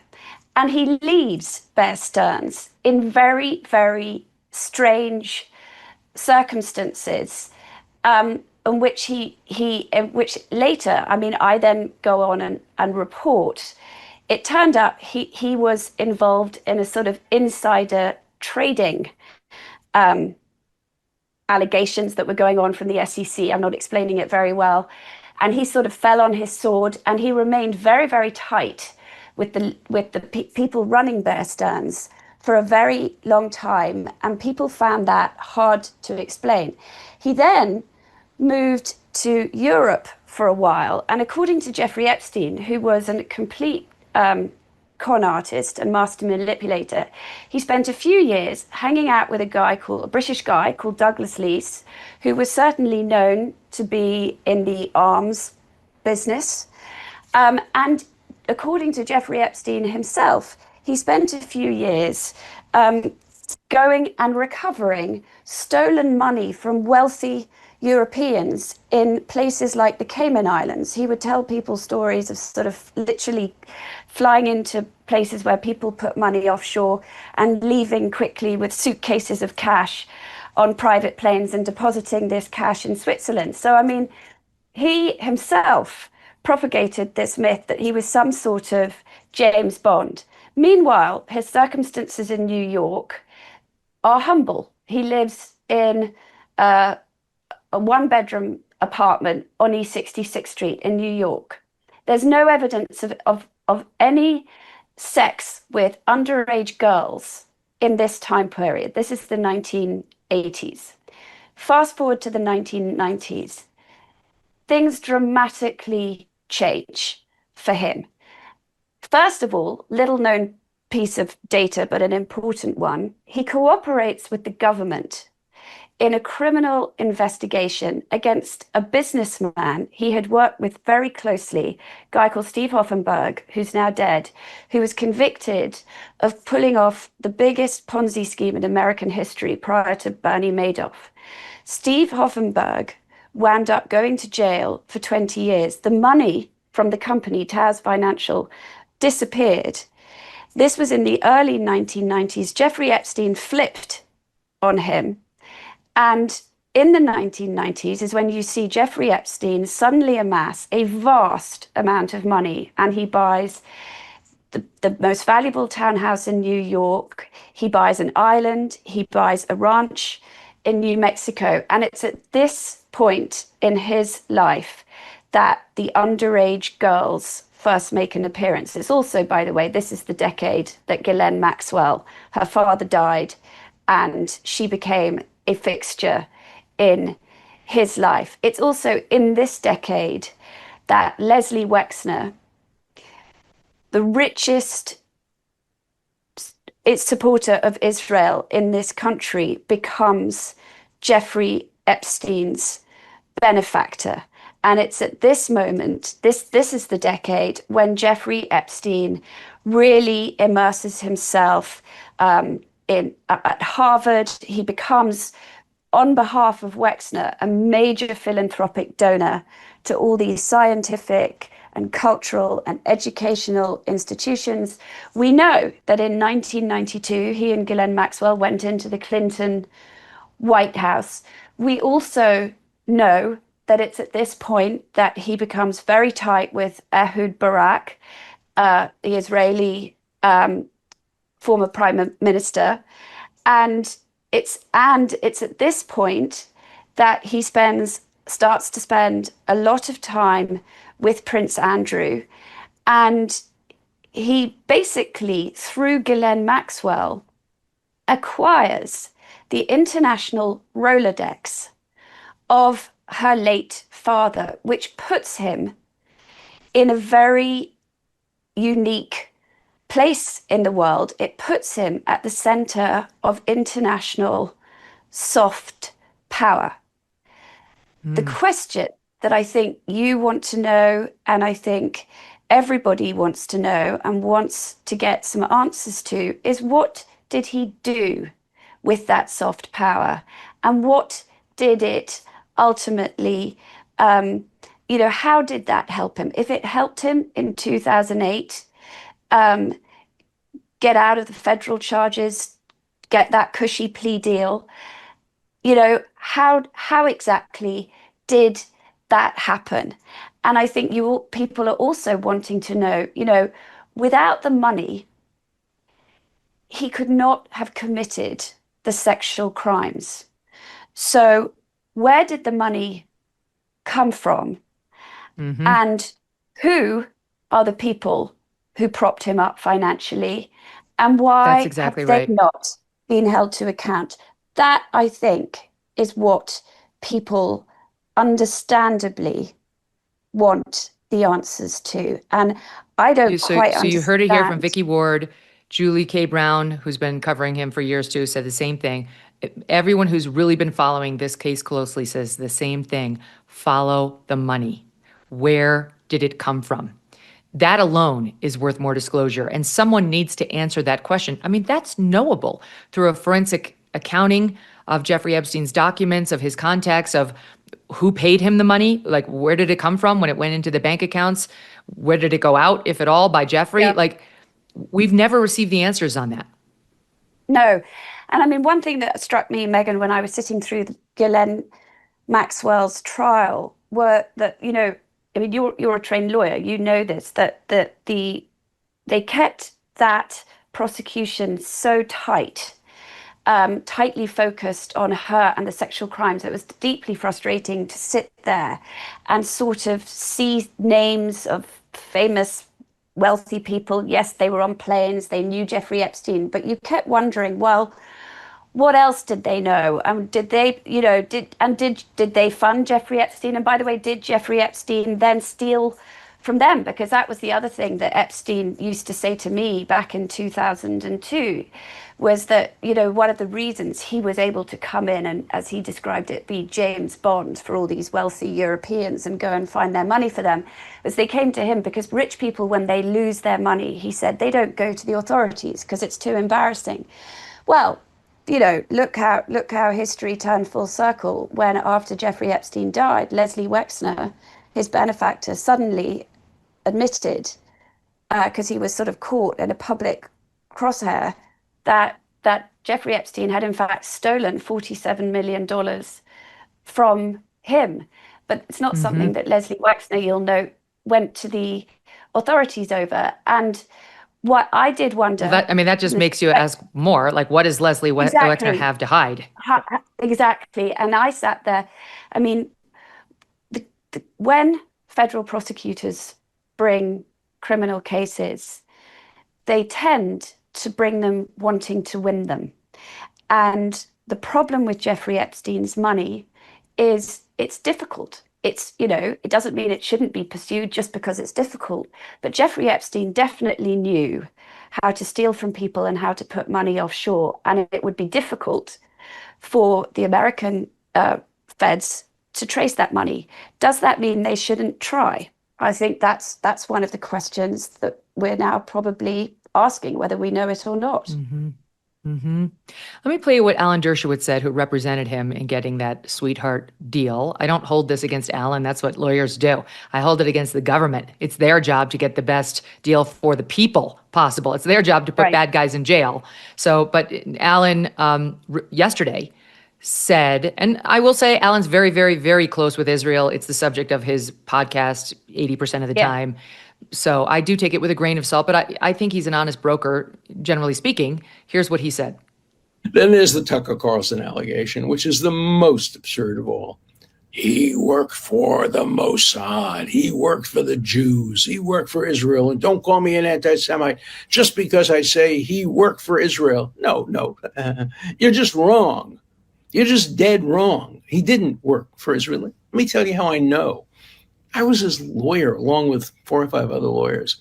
If he had worked for any intelligence agency, the Mossad, the Shin Bet, the CIA, anything, any intelligence agency, the first person he would tell would be me and the other lawyers and say, hey, get me a better deal. I don't like this deal. I'm going to jail for a year and a half. I have to register as a sex offender. I worked as an intelligence source, so get me a better deal. He didn't tell us that.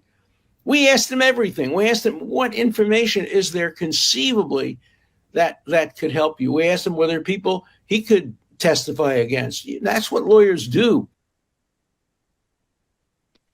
I'd love to know your reaction to that. I mean, when I watched it, I thought, okay, I'm not sure Epstein would have disclosed that to his defense attorneys. I actually think there'd be a different way of getting to Alex Acosta on it. But what do you think? Well, I know Alan obviously very well by now. I mean, I think you're right, Megyn, in that Jeffrey Epstein wouldn't have needed to say anything to Alan. Alan would have been more aware than anybody else that Jeffrey Epstein's money, which was in turn paying for this dream team of lawyers, was coming from the richest supporter of Israel in this country. Some things are just out there in plain sight, and you have to be careful. I've never, speculated that Jeffrey Epstein was a quote, Mossad agent. I'm pretty sure he wasn't, in that, he operated at a level where, not on a government payroll. He didn't need to be on anybody's payroll. I mean, people have different roles in quote unquote intelligence, and there are people, and I reported this in Chasing Ghislaine, the podcast series that I made about the sort of the men and the money around Epstein. There are people who the intelligence community call hyperconnectors.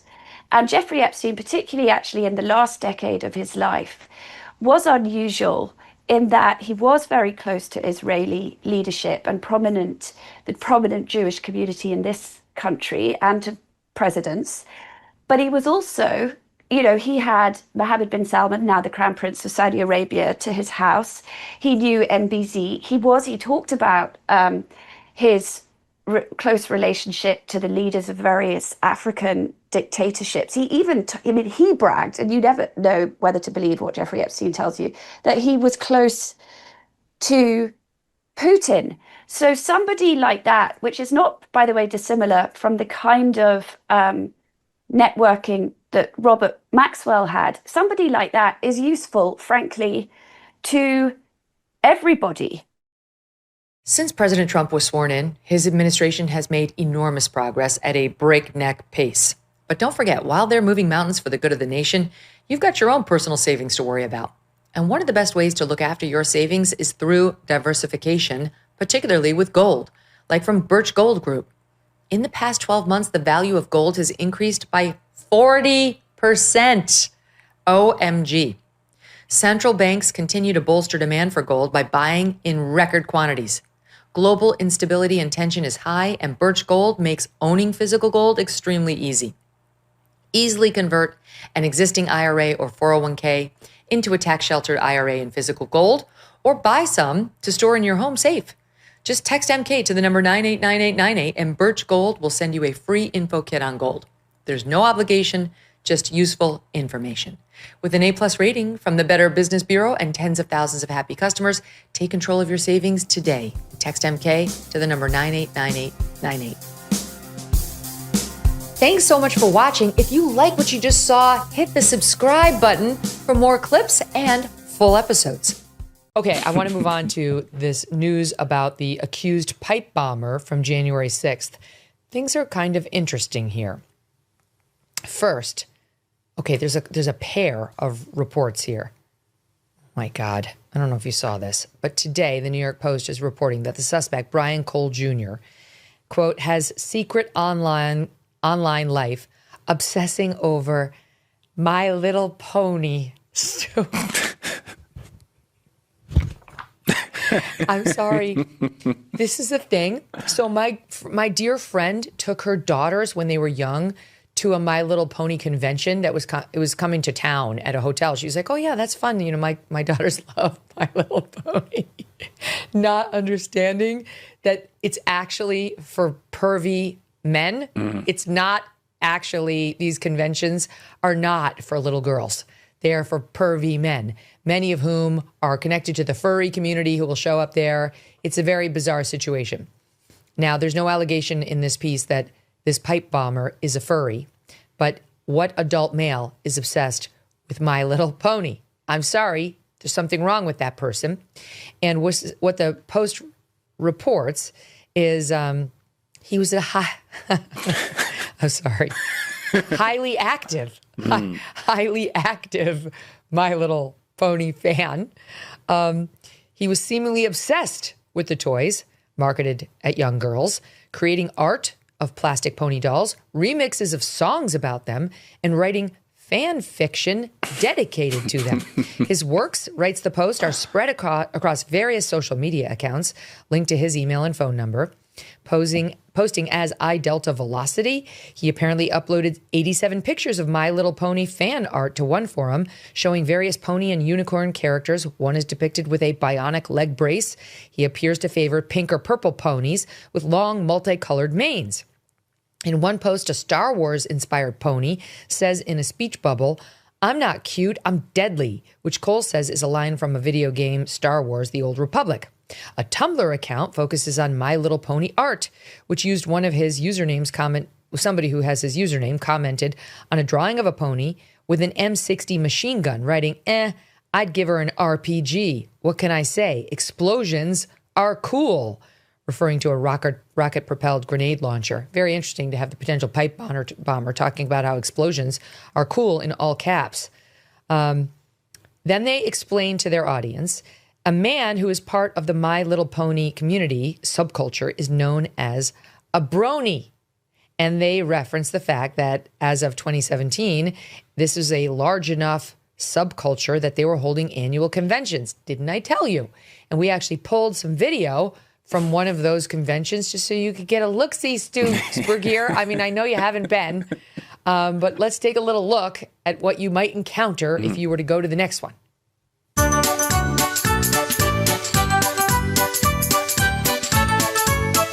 There's no straight bronies. They just haven't met me yet. I've met plenty of straight bronies. They're fine. They can come to my rodeo anytime. Oh my god. Do you ever kiss these dolls? No.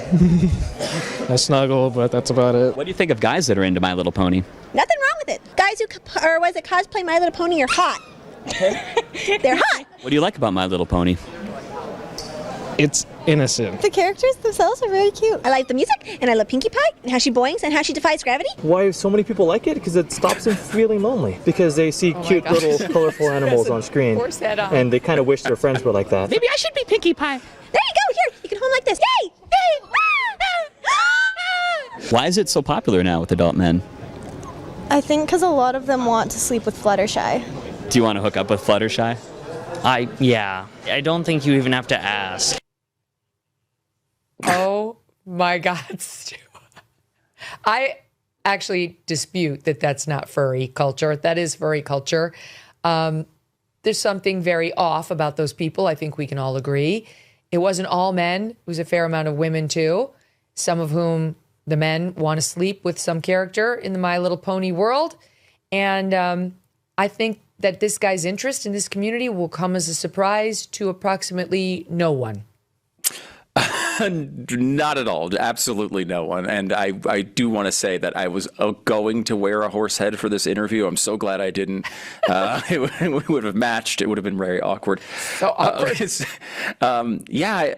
It's not surprising at all, is it, Megyn? And I don't know about you, but like there first couple of incidents we had here with people in this generalized community, whether it's the trans community, the furry community, or the brony community, committing acts of violence. I kind of had I had a nerdy reaction to it, which was like, I don't know, is this really supported? Is this, is it just one person and we're all kind of noticing it because this is, kind of bizarre lifestyle? And then they just keep piling up. The incidents keep piling up and piling up and piling up. And we're talking about, some of the major stories of our lifetime. I mean, Charlie Kirk, tied to these communities. I mean, many of these have happened. And I think it's real and in a way not surprising when you kind of drill down and think about what the process is, particularly in the trans community, but also I would assume in the brony community at some level. I assume, by the way, most bronies are not committing violent acts. I don't want to paint too broad a brush on this wonderful community. But it's true that I think there is a connection there with one trait across all of these communities, which is a lack of connection to reality at some level, right? Mm-hmm. The idea that you can't recognize to real humans. Right, like we can't recognize what gender you are. Like that is a major situation like going on with you. And if you're dealing with it, I'm sorry about that, but like that's a major problem. Like it's something that you're not necessarily connected to reality. If you are, maybe dressing up as a furry animal and thinking, living a good chunk of your lifestyle in a mascot uniform. Again, it's a strange choice at the very least, and I'd put the brony situation in that category as well. I think that's a connection. I think that's a real thing, because when you are fantasizing about all of these different situations that no one else around you can recognize, no one else around you sees, you're seeing things that other people don't see. We typically arrange that with a problem of recognizing reality, and when you have that. Yeah, a delusional disorder. Yeah, and maybe that is connected to thinking, taking an action like shooting a father in front of thousands of people is rational. It's not rational. It's not rational thought. But when you get down these roads and you have the lack of ability to connect a foundation of shared understanding with the rest of the people around you, it's not surprising you take erratic action, everything from a violent action to maybe dressing up as a pony. You mentioned Charlie's shooter. Tyler Robinson is the man accused of that crime and whom I believe 100% is responsible for that crime. My only real question, and it was confirmed as a subject of inquiry currently by FBI Director Kash Patel, is whether Trans Tifa had a role in it, whether some of these more radicalized trans people out in the community either knew about it or possibly helped. So that remains to be seen. But I have zero doubt Tyler Robinson was the shooter. So he was connected with furry culture and the trans community. Thomas Crooks connected with furry culture and went by they, them. Now you got this accused pipe bomber. This is a new one, to be honest, like connected to the My Little Pony.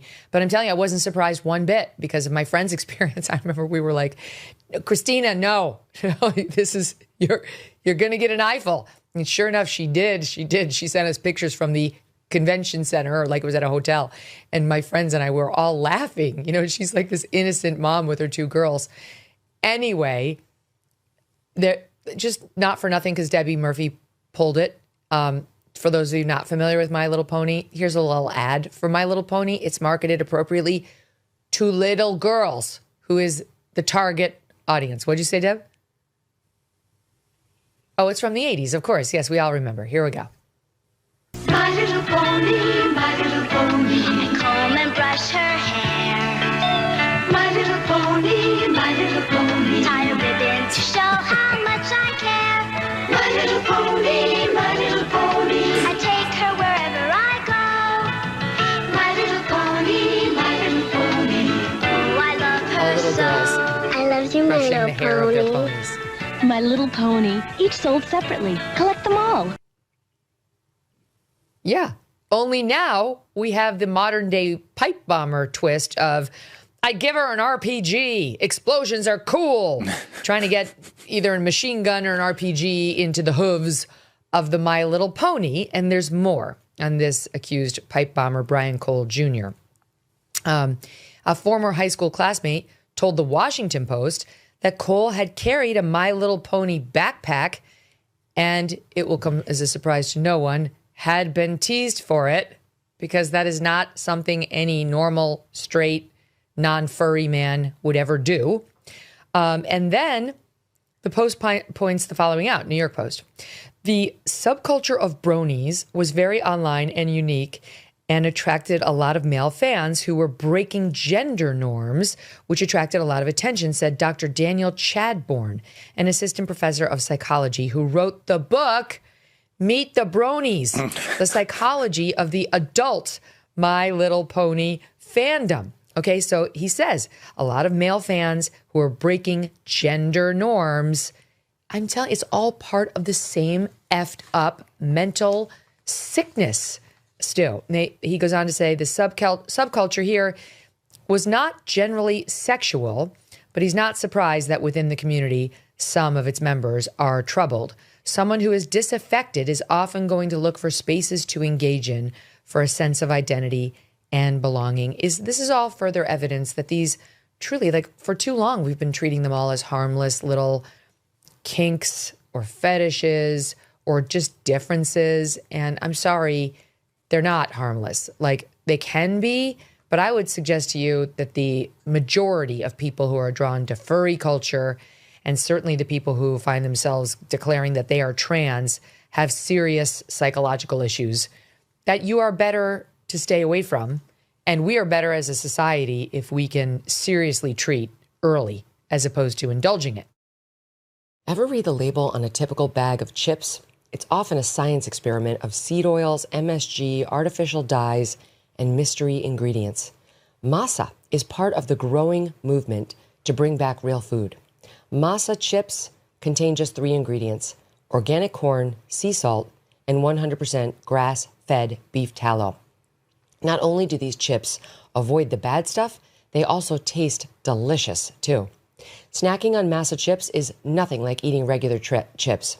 With Masa, you feel satisfied, light, and energetic with no crash and no bloat. And if you love Masa, then you will love Vandy Crisps. Vandy, which is Masa's sister company, makes the most delicious 3-ingredient potato chips too. Ready to give Masa or Vandy a try? Use code MK for 25% off your first order at masachips.com or vandycrisps.com, or simply click the link in the video description or scan the QR code to claim this delicious offer. Don't feel like ordering online? Masa and Vandy are now available nationwide at your local Sprouts supermarket. Stop by and pick a couple of bags up before they're all gone. Thanks so much for watching. If you like what you just saw, hit the subscribe button for more clips and full episodes. We've talked many times about your religious background. Yeah. And I have questions because I've been searching on my own faith for a while now, but especially since Charlie died. Yeah. Have you felt more faithful since Charlie died? Yeah. Right? I think a lot of us are like having a renewed faith and a renewed search for what it is. I mean, I've always been a Catholic, but yes. Oh, Charlie Kirk does matter and still matters. So you're somebody who, you have an interesting background. You were born Jewish, you were raised in a secular Jewish family, and then you converted to Christianity at 54? 49. 49, okay, 49 years old. And you speak about your faith so beautifully. I've learned a lot about the Christian faith from you, actually. And you are like Charlie in that you can look through any political lens and infuse your faith into what we're seeing. So, first of all, just tell us about how that transition, that conversion happened to you. Well, it's a 35-year story, so I'll have to condense it quite a lot. But it really had to do with fiction in a way. When I was 19, I read the book Crime and Punishment by Fyodor Dostoevsky, which is about a murder. And it was just at that moment when the moral relativists were coming up into the colleges and teaching you that one culture is just as good as another. Who knows what's right or wrong? You think one thing is right, I think another thing is right. And I read that book, and there's a brutal murder in it of 2 women, one of them a retarded woman, and it's just so pitiful. I thought, no, some things are wrong. Some things are wrong, and they'd be wrong even on a planet where everybody said they were right. And that kept me from falling into the pit of moral relativism, but it stuck me with the idea that if there is a right and wrong, there must be a supreme good, and that supreme good has to be a consciousness, because only consciousness is good. Well, you're applauding, but it's hard to work in my business if you believe these things. And Andrew's a very successful author, writer, and screenwriter. Yeah, and so slowly that worked in my head, and I couldn't quite accept it, and I had a terrible, when I was in my 20s, I had a terrible breakdown, suicidal, depressed, I just absolutely at the end of my rope. And I couldn't reach out to God then because I was so stubborn. I thought, well, then it's just a crutch, then I'm just in pain. But through what I truly believe was a miracle, I found a shrink who actually healed me, which may be the only time this has ever happened in psychiatric history. And I became, really, within the course of 2 years, I went from being suicidally depressed to being a very happy, kind of jolly person, doing really well in my career, doing what I always loved doing, which was writing novels. And then I thought, well, now I've got no excuse. And I started to pray. And prayer transformed my life. And this is what I always tell people, you know. People always say to me, like, you know, how do I connect with God? I thought, call him. His lines are open, you know. It's like, talk to him. And I started out with a 3-word prayer, which was, thank you, Lord, because I had come from such a horrible place in my life to such a beautiful place. And then it got to be like 15 minutes, 20 minutes, sometimes half an hour, sometimes an hour of prayer every day. And at the end of 5 years, I was now a screenwriter and a novelist, and I was driving my BMW convertible in the hills of Santa Barbara, complete jerk. And sounds kind of awesome. and I said to God, you know, I said, gee, you've given me everything. You just transformed everything, and you're God, and I'm just a schmo. What can I do for you? And it came back to me instantaneously, you should be baptized. And I'm driving my car, and out loud I went, you got to be kidding me. You know? Were you attending Catholic Mass? What were you going to at the time? I was Episcopalian, okay, which is no longer a religion, but at the time it was. He's not. It's definitely not. Now I'm an Anglo-Catholic, but then I was an Episcopalian. And it took me 5 months. I started to argue with God about this, and I thought, I can't really believe in these miracles and this stuff. And I went back, and I had read the Bible all my life because as a novelist, I knew it was the center of all art, and all Western art is based on the novel in one way or another. And when I went back and read it for the first time as if it might be true, I thought, oh, that makes sense. And listen, I'm not a literalist. I don't think every word is exactly what it means. Some of it's poetry, some of it's legends, some of it's all kinds of, but it's all the Word of God. And when I read it that way, it all made sense to me. And I knew that it was going to ruin my Hollywood career, which it ultimately did. Right. And I knew I thought it was going to start a terrible fight with my father, who had once told me if I ever thought of converting, he would disown me. And we had sort of made a separate peace. And I thought, well, I'm going to have to tell him because I give interviews and he'll see it. And he came to visit me. I was living in California. He and my mother were living in New York, and they came to visit me. And he walked in the door and he said, I'm seeing double. I have to go home. And this was a joke in my family. My father could never take a vacation without having an emergency that caused him to go home. So I laughed it off, but he was, in fact, has his final illness. And so I couldn't tell him at that point. It would have just broken his heart. So I spent a long time going back to New York, training with this priest, this Episcopal priest I knew, and then visiting my father, who was fading away. And he died in the week that was both Easter and Passover, which was very meaningful and sad. And then I came back for his memorial and left the memorial and went to the church and was baptized. Oh, wow. Yeah, it was like how did you go to Jesus?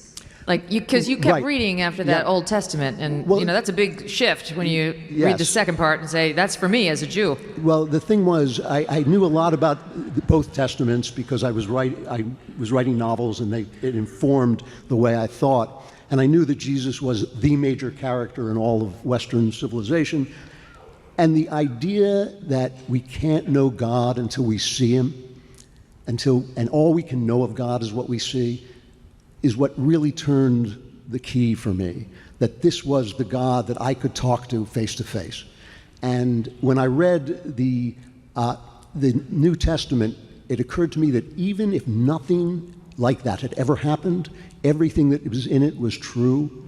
And that's just not the way things work. When everything you read is true, it's true. You know, I mean, it's not an illusion. I don't believe that people are living in hallucinations unless they're literally insane. So I thought, no, this is what I believe. And it was just amazing. I mean, I had been baptized 3 weeks, and my wife, who knows me back and forth, down to the ground, turned to me and she said, you're a totally different person. The serenity is just, it's insane. Wow. And the joy, you know. And then you got into political commentary, and that serenity went out the window. It's not where you come for serenity. What was I thinking? That ended my Hollywood career like that. So how have you been taking in the increasing rise of Muslim politicians and many of whom are connected to radical Islamists who are saying openly that this is part of a plan to control in American cities. Yeah, I'm not appalled. You know, I wrote a novel when I was 25 in which I referred to my generation as holiday Jews. And the reason for that was that the Holocaust was not that long ago, and people knew what it was and remembered it. And so everybody was nice to the Jews, just like people were nice to gays after AIDS. You know, they understood, oh yeah, this is bad, and these are human beings, and we ought to love them a little bit. And the holiday is over. And I see this in a lot of places. You know, your friend Tucker Carlson, I think, is expressing it. I think that Candace Owens is expressing it. I think that Islam, it's not individual Muslim people, because there are many lovely individual Muslim people, but as a religion, once they take over a majority, it grows up there. And what I know as a Jew who is a Christian is that these are brother religions. St. Paul said that all of Israel will be saved. And we are temporarily separated from one another. The Jews who don't believe in Christ and Christians were temporarily separated, but we will come together. And so that hatred, to me, is spiritual. You know, you said that I always talk about God because I think that God is the central reality of life. And since we... and I think everything is about God. It really is. And if you think about it, if there's a God, and spoiler alert, there is, then for about 200 years of secular life, all of our thinkers, all of our most famous thinkers, all of our most famous authors, all of our most famous painters have been living in a delusion about the most important thing in the world. And I think that, you know, the Jews are the vehicle by which God re-entered the world after the fall. I think they are the vehicle by which he created a Messiah for all people. And I think that when you hate them, you are slapping God in the face. You're basically spitting in his eye, which is a bad idea. So you're not feeling great about globalize the Intifada Mamdani? Yeah, globalize the Intifada. It sounds like it might make a good song, but as a philosophy, I'm against it. It's shocking to me that New York City did what it did. It's shocking to me that they would elevate a man like that with the connections he has to this post.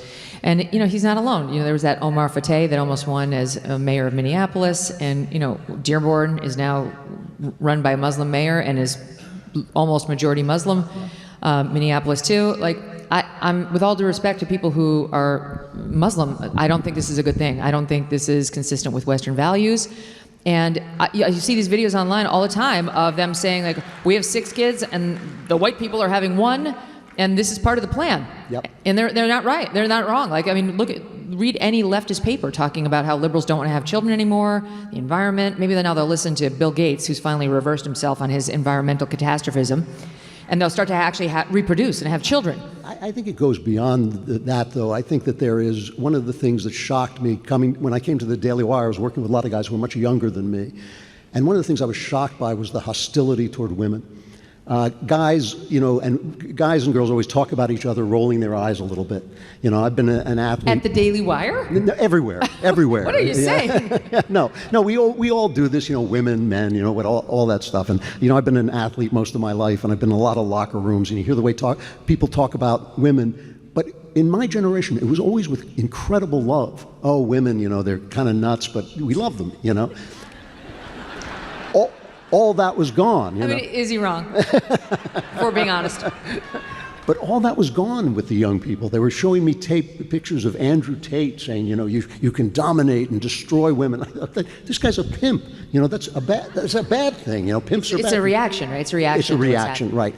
And I truly believe, because I do believe everything is centered in God, that there is something about women's bodies, women's power to create life that is deeply connected to the holy and deeply connected to the spiritual. Even God, when he wanted to become a human, had to have a mother, you know. I mean, the first thing he did, picked out a mom, you know, and so when you are alienated from God, I think you're ultimately going to become alienated from femininity, from motherhood, from all the things that make life work. Let's be blunt. Gold is up around 40% this year. That's not speculation, that's reality. And if a portion of your savings is not diversified into gold, you could be missing the boat. Here are the facts. The US dollar is still too weak, and the government debt is insurmountable. This is why central banks are flocking to gold. They're the ones driving prices up to record highs. But it's not too late to buy gold from Birch Gold Group and get in the door right now. Birch Gold will help you convert an existing IRA or 401k into a tax-sheltered IRA in gold. You can do it in whole or in part. You don't pay one dime out of pocket. Just text MK to the number 989898 and claim your free info kit. There's no obligation, just useful information. The best indicator of the future is the past, and gold has historically been a safe haven. Text MK to 989898 right now to claim your free info kit on gold. Protect your future today with Birch Gold.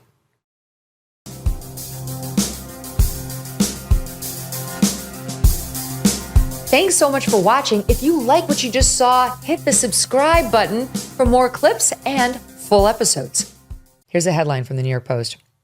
Marco Rubio instructs diplomats to use Times New Roman font, eliminating Biden-era DEI initiative. Did you know there's DEI font? I did not. By the way, I don't think the takeaway of this story should be that Calibri is woke. Exactly. But I totally get where Rubio's going on this. Calibri does look a little light in the loafers. It's a little different, for sure. Times New Roman is like bald. We're showing it on the screen for the listening, for the people nice. on YouTube. That's perfect. Yeah. Calibri is like skinny with softer edges, and it looks a little more feminine, I'd say. Well, look, here's my overall take on this, because I understand what Rubio's doing. I'm sure when people heard about this, you could imagine the attacks. Like, you're running state, and this is what you're going to spend your time on. But it does matter, and you know firsthand, when I am working on these books, Simon & Schuster and I spend time on the font. Like, it's got to match the mission, and it's your first chance to set the tone, set the atmosphere for the audience that you're engaging. The mood. It's the last little bit of connection point that you have, and it does matter. It's why writers, authors, and publishers and editors actually focus on this. The font of different books looks very different depending on what kind of book it is. Like, if you open George R.R. Martin's Game of Thrones and you see Times New Roman, you're going to be like, what is this? Like, the best versions of those books looked like it was written by an elf, like Bilbo Baggins, true. something a little medieval and fanciful, and especially like the first letter of the chapter should look that way. And so it's Rubio's way of creating a mindset or creating an atmosphere for the information he's putting out there. And you see that dynamic everywhere. It's the same as Bill Bratton's broken windows policing. You walk into a neighborhood that's full of broken windows and graffiti on the walls and trash on the streets, and that creates a mindset and an atmosphere for crime. And Bratton and others before him have proven that if you fix the windows, paint the walls, clean up all the trash, and have this beautiful neighborhood, you prevent crime before it starts. And it's that same dynamic. It seems like a small thing, but setting that tone, setting the atmosphere matters. Like strong, robust language or so I get why he's doing it. If he was going to, the only change I would make is he shouldn't go back to Times New Roman. He should do like the Bilbo Baggins handwriting for all of our state communication. But actually, that reminds me of a story you were telling me the other day. It's the same thing of like the small tonal things. We should value and prioritize them more. Almost, we have to invert our thinking that these things are more important. It's like that Jordan Peterson piece that you were showing me. Yeah, that's right. Oh, other yeah, day. that was so good. It was a Jordan Peterson soundbite on Instagram where he was saying, yeah, it's great to go to St. Bart's or Aruba and have a margarita, down on the beach. Everybody would love that. But your life, he said in this clip, is how your wife greets you. At the end of the day, it's how you are around the dinner table with each other, how you're treating each other, whether you're, quote, present, but truly it is. Like, do you feel valued when you walk into the room with your spouse or your kids or your family? Like that does make up your life. Well, so many more of our waking hours are spent around that table or that coffee mug than they are down in, Aruba with a mocktail. And they're small and they're often overlooked, and we don't think it was a big deal. And yet we really do need to invert how we think about that, because that's the biggest deal. As Peterson points out, that's 80% of your life, those little moments that add up. And so it's, long way of saying I think that's the same thing Rubio is getting at, of like, this is the font they're going to be staring at for 10 hours a day. Like, this is an opportunity to set an atmosphere, to set a tone. Yeah. This is what I want. What is a telegraph? Yeah. So it's not trivial. It actually is something. Well, this led to a discussion that we had about like, who do you want the kids to marry, and I was saying, my God, they all have to marry somebody with a good sense of humor, like number one. Totally. Right. And we were talking about this because it's like, you're so lucky in that regard, because you're very funny. I am lucky. Yeah, I treasure you. Yeah, for that I very will reason. concede, though. You are actually the funnier of the two. What? You are That's very- never been conceded before by anyone. Well, I felt under pressure on air and everything. But No. Off air, I'm going to take it back. But we laugh a lot. Totally. We laugh at each other. And our kids are so good. All three of them have developed a different but awesome sense of humor. Yes, because it is important. Number one, it's important to laugh at life. But it's almost equally important to be able to laugh at yourself and others. Mm-hmm. All of those things must be laughed at. It's not cruel. Like it's a stress relief mechanism. I really think it's the antidote to cortisol, right? Like just laughing. And life provides so many opportunities. It could be just a nothing, but like we're constantly making fun of ourselves, you know? And I have noticed, I mean, you and I have had these little sidebar conversations when one of our kids isn't hanging in that department. Like he gets made fun of, and you can see like he's a little pissed off that he got a little made fun of. And we're like, that's not, I mean, we don't pounce on him at that point, but we're like, it's, you know, that's a sign that we need to keep doing that until he gets a little better at that. Otherwise he's going to, you know, it's not going to work out come college dorm days. That's right. Life is tough. And you really do have to be able to laugh at all of it, or you're not going to make it very far. I really feel like, you know, my Nana, I've talked about her on the show too. She died at 101. She only ate processed foods. She never exercised a day in her life. So what did she do? She laughed a lot. She was very funny. Yeah. She had a circle of friends that laughed. She was very quick to make fun of herself, first and foremost, but everyone else as well. Like, I do think it could make the difference between life and death. Totally. We need to study Nana and we need to study Dick Van Dyke. And whatever those two are doing, I'm going to do all of it. Well, I was a little concerned about Dick Van Dyke's comments about how he made it to 100. He did say he was like drinking way too much until his 50s. That wasn't the part that concerned me. It was, he said... I was sort of on board with that. He said he's never... It was either he's never hated anyone or he's never been like rageful. I was like, uh-oh. Yeah. I don't think he's right about that. You know, people can't self-analyze. They have no idea. We need to analyze him, you know, from the outside. It was all the dancing. It was the dancing. He's skinny. You know, he's a skinny guy. That probably helps a lot. It was totally the old bamboo in Chitty Chitty Bang Bang. Totally. Once you learn that, you keep doing that dance, you live forever. Yeah. How are we going to do that? The old bamboo? Yeah. Yeah. Oh my God. Yes. We have to watch that with the kids. I think they're totally up for it. The kids, we used to watch this movie on a loop about 10 years ago. You guys know Chitty Chitty Bang Bang. Ago. Yeah. And it's such an amazing movie. It does have that AI haircut. So I saw your tweet on that actually, that this was already invented in Chitty Chitty Bang Bang. But the kids, I think, have like foggy memories of it. So I'm excited to see how they see it now. I love all parts of it. I love Truly Scrumptious. Yes. I love Dick Van Dyke. He's just so utterly charming. I love the apparatus he sets up in their house to cook the breakfast, to lift the blankets off the beds. Yeah. It's all great. The villains are great in Bavaria. The whistle thing. Yeah, Toot Sweet. That's such a great scene. Yeah. It's like, who even knew? But we had a very funny thing happen with our love of Chitty Chitty Bang Bang over our Fakesgiving holiday, where we have the family come for fake Thanksgiving, not the actual day, but it makes it easier on everybody who needs to travel. And we split the family into two groups to play charades. And our side was coming up with the clues for the other side. And then they came up with their clues for us. Now, unbeknownst to our opponents, who are also family members, our family is obsessed with Chitty Chitty Bang Bang. We know a lot about Chitty Chitty Bang Bang. We've seen that movie truly hundreds of times. Yeah, exactly. So there was a joke when we used to watch it. Our oldest, Yates, who was just a little guy at the time, like 2 or 3, he saw this one scene involving this boat, and there were these like rounded things on the boat. Like funnels from the top of the boat. Okay. Yeah. And for whatever, and then the two bad guys hide themselves later in those funnels and go on land and start spying on people. And for whatever reason, Yates always referred to them as the barrels. I want to see the barrels. And he would do this with his hands. For the listening audience, I'm like twinkling my fingers together. It needs to be like the barrels. Well, I got up there and I pulled my clue from the other side, and the movie was Chitty Chitty Bang Bang, and you were on my team. So I needed to act this out to you. And of course, they're wondering, I'm sure the other side is like, okay, maybe she'll do Bang Bang. How's she going to get this? And all I said was movie. And then I did the finger motion. And you were like, Chitty Chitty Bang Bang. Ever read the label on a typical bag of chips? It's often a science experiment of seed oils, MSG, artificial dyes, and mystery ingredients. Masa is part of the growing movement to bring back real food. Masa chips contain just 3 ingredients: organic corn, sea salt, and 100% grass-fed beef tallow. Not only do these chips avoid the bad stuff, they also taste delicious too. Snacking on Masa chips is nothing like eating regular chips.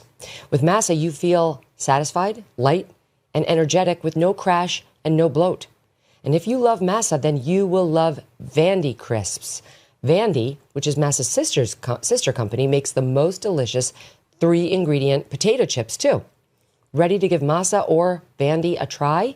Use code MK for 25% off your first order at masachips.com or vandycrisps.com, or simply click the link in the video description or scan the QR code to claim this delicious offer. Don't feel like ordering online? Masa and Vandy are now available nationwide at your local Sprouts supermarket. Stop by and pick a couple of bags up before they're all gone. Thanks so much for watching. If you like what you just saw, hit the subscribe button for more clips and full episodes.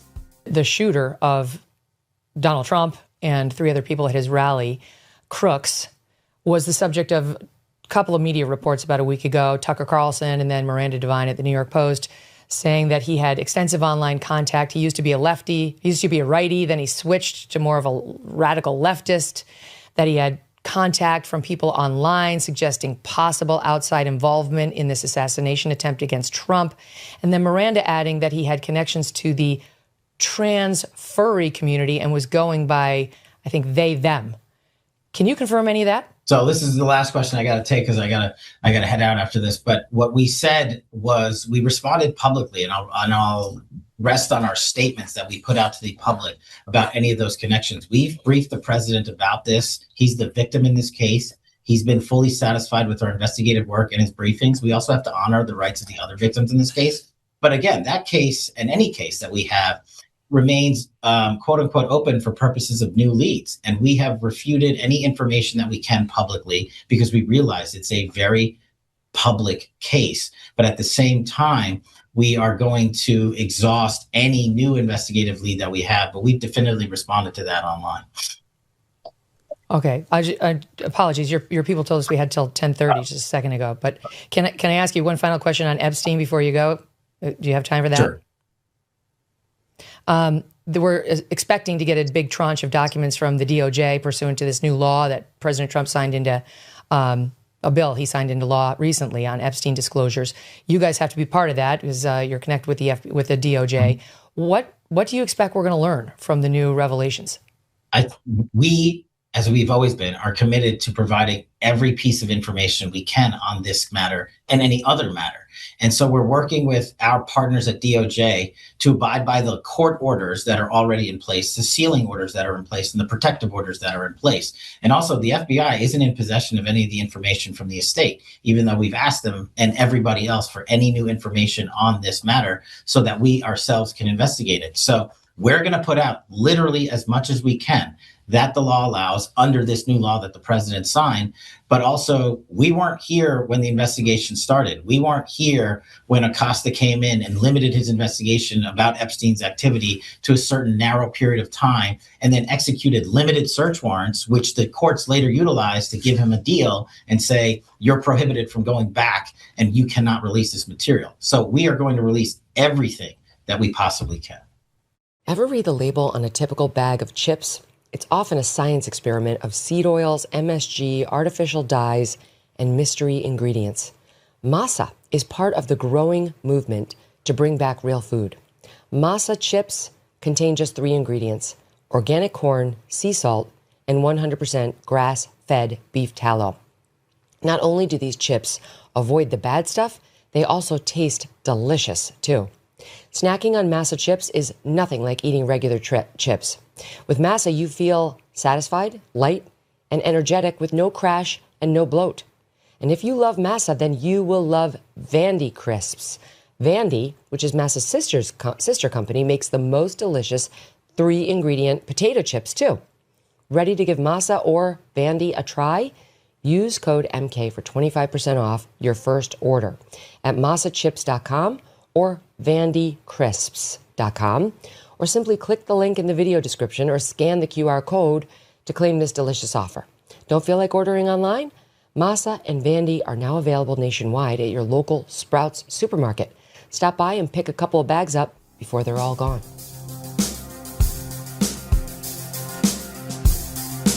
Thanks so much for watching. If you like what you just saw, hit the subscribe button for more clips and full episodes.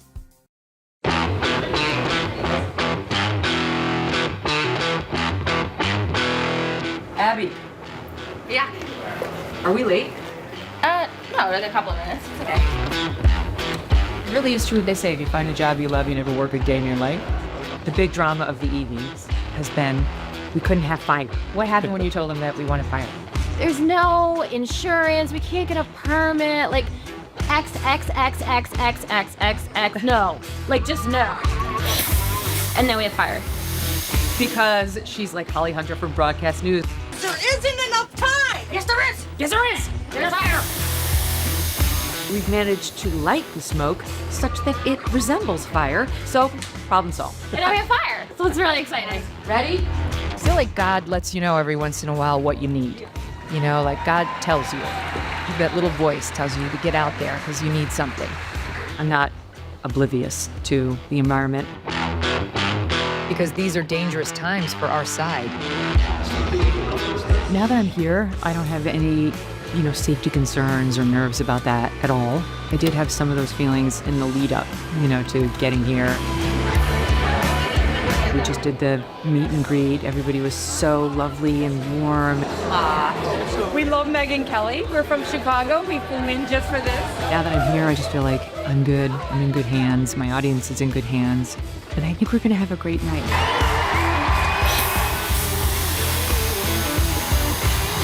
Hello, Sugarland! Thank you so much for coming. God bless you. I'm so grateful to you all, truly, for coming out and spending this night with us. I really, genuinely feel like it's more important right now than ever, for all the reasons. And it took courage for all of you to come. So I'm really grateful. All right, let's get this party started. Jesse Kelly is one badass dude. Jesse! You've been very outspoken since Charlie died on the need to be here, the need to be speaking out, what the right needs to do. I want to echo what Megyn said when she was out here. I do commend you for this. Maybe you don't feel courageous, but it takes guts now, especially with all these violent animals on the other side. It takes guts. The second they tell you they don't want you talking to kids on college campuses, they don't want you doing public events, we'll kill you, we'll do this, we'll do that. No, you double down. The thing we all, I think, love about Don Jr. more than anything is he's a fighter. The best way to honor Charlie's legacy is to actually be out here, to doing this, to not back down. So many more people than you would ever possibly know believe what you believe. The biggest thing we can do is be unafraid.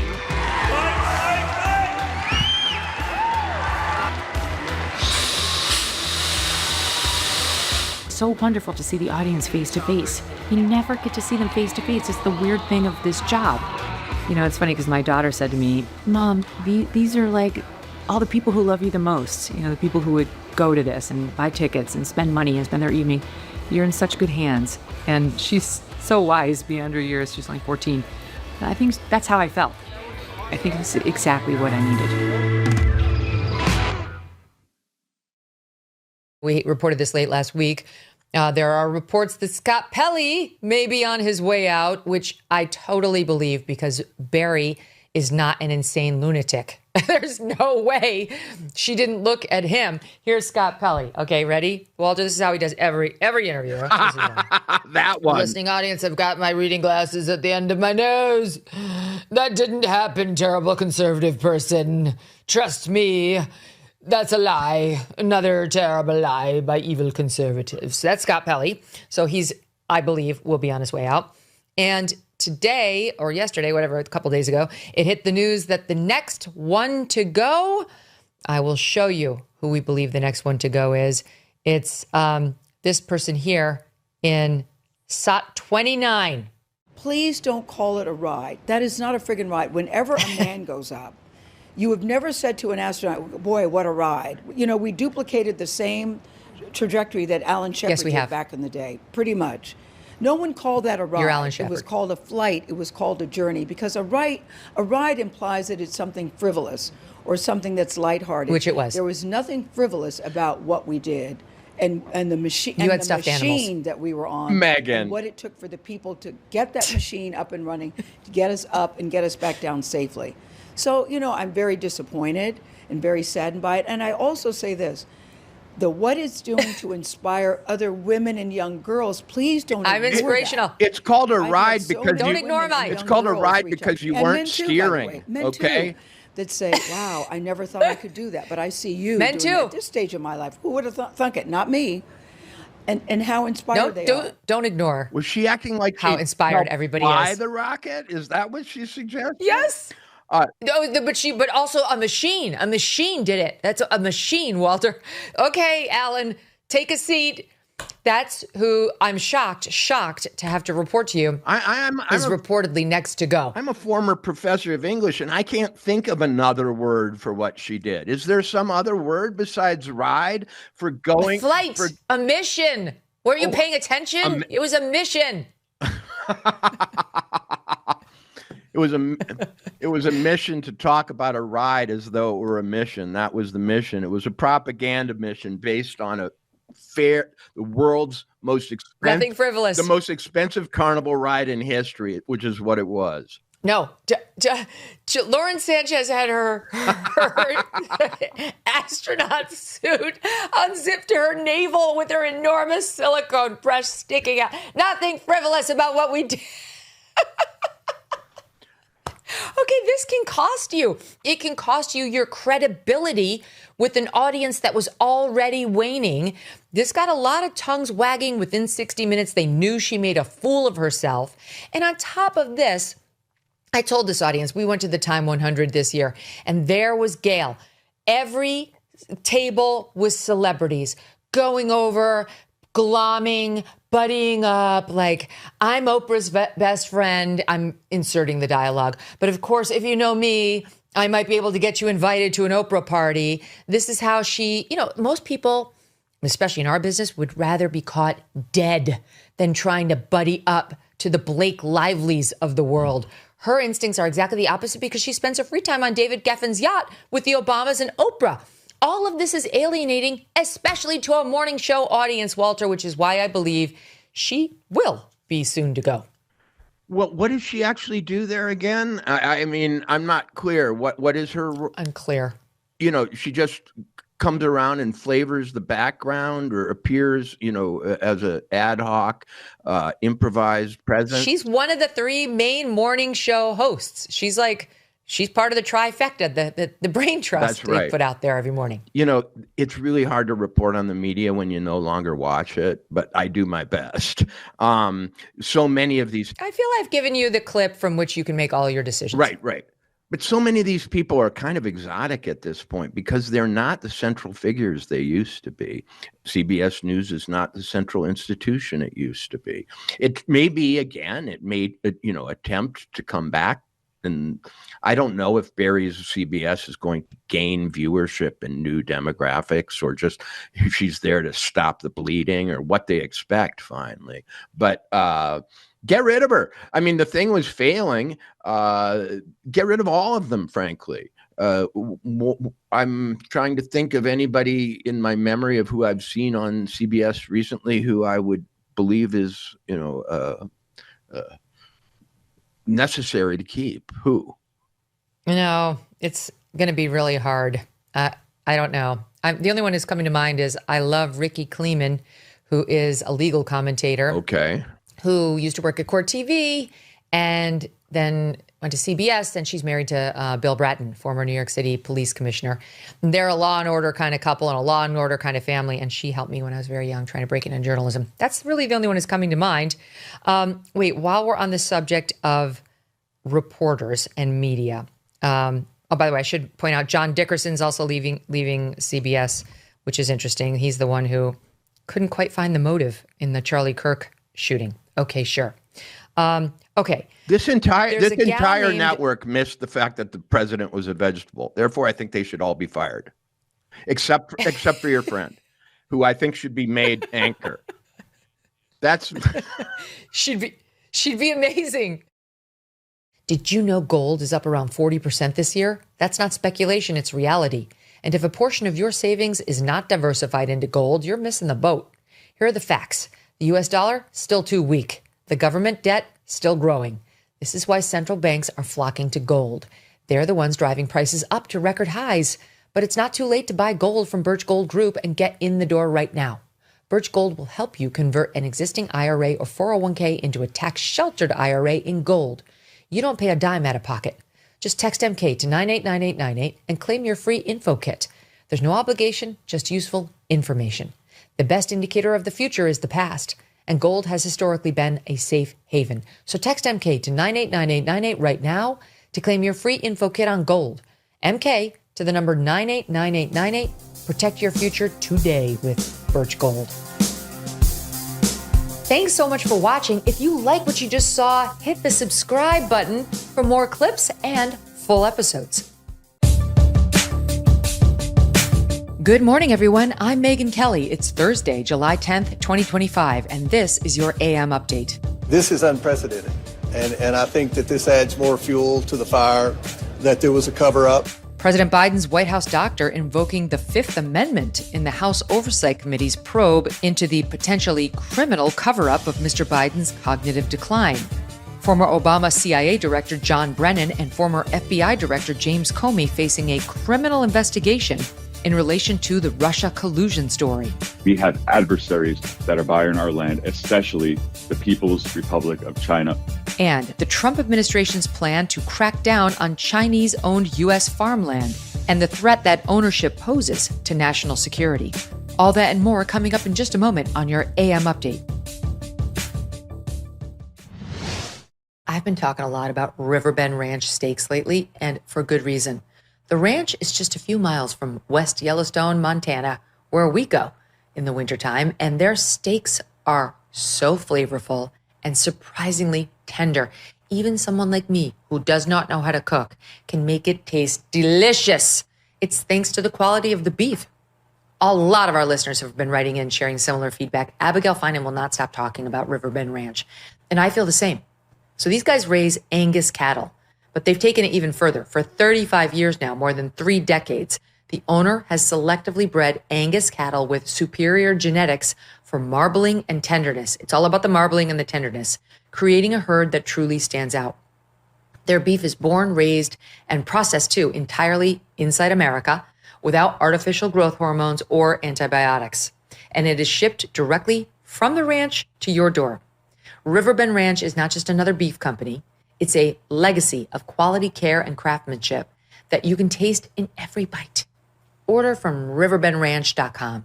Use the promo code Megyn for $20 off your first order, and you'll be eating the same steak that my family and I eat at night. And let me know what you think. riverbendranch.com, promo code Megyn. President Joe Biden's White House physician, Dr. Kevin O'Connor, on Wednesday declining to answer questions in a House Oversight Committee probe into a possible cover-up of President Biden's cognitive decline by White House staffers. In a February 2024 medical exam, Dr. O'Connor describing President Biden as, quote, a healthy, active, robust 81-year-old male who remains fit to successfully execute the duties of the presidency.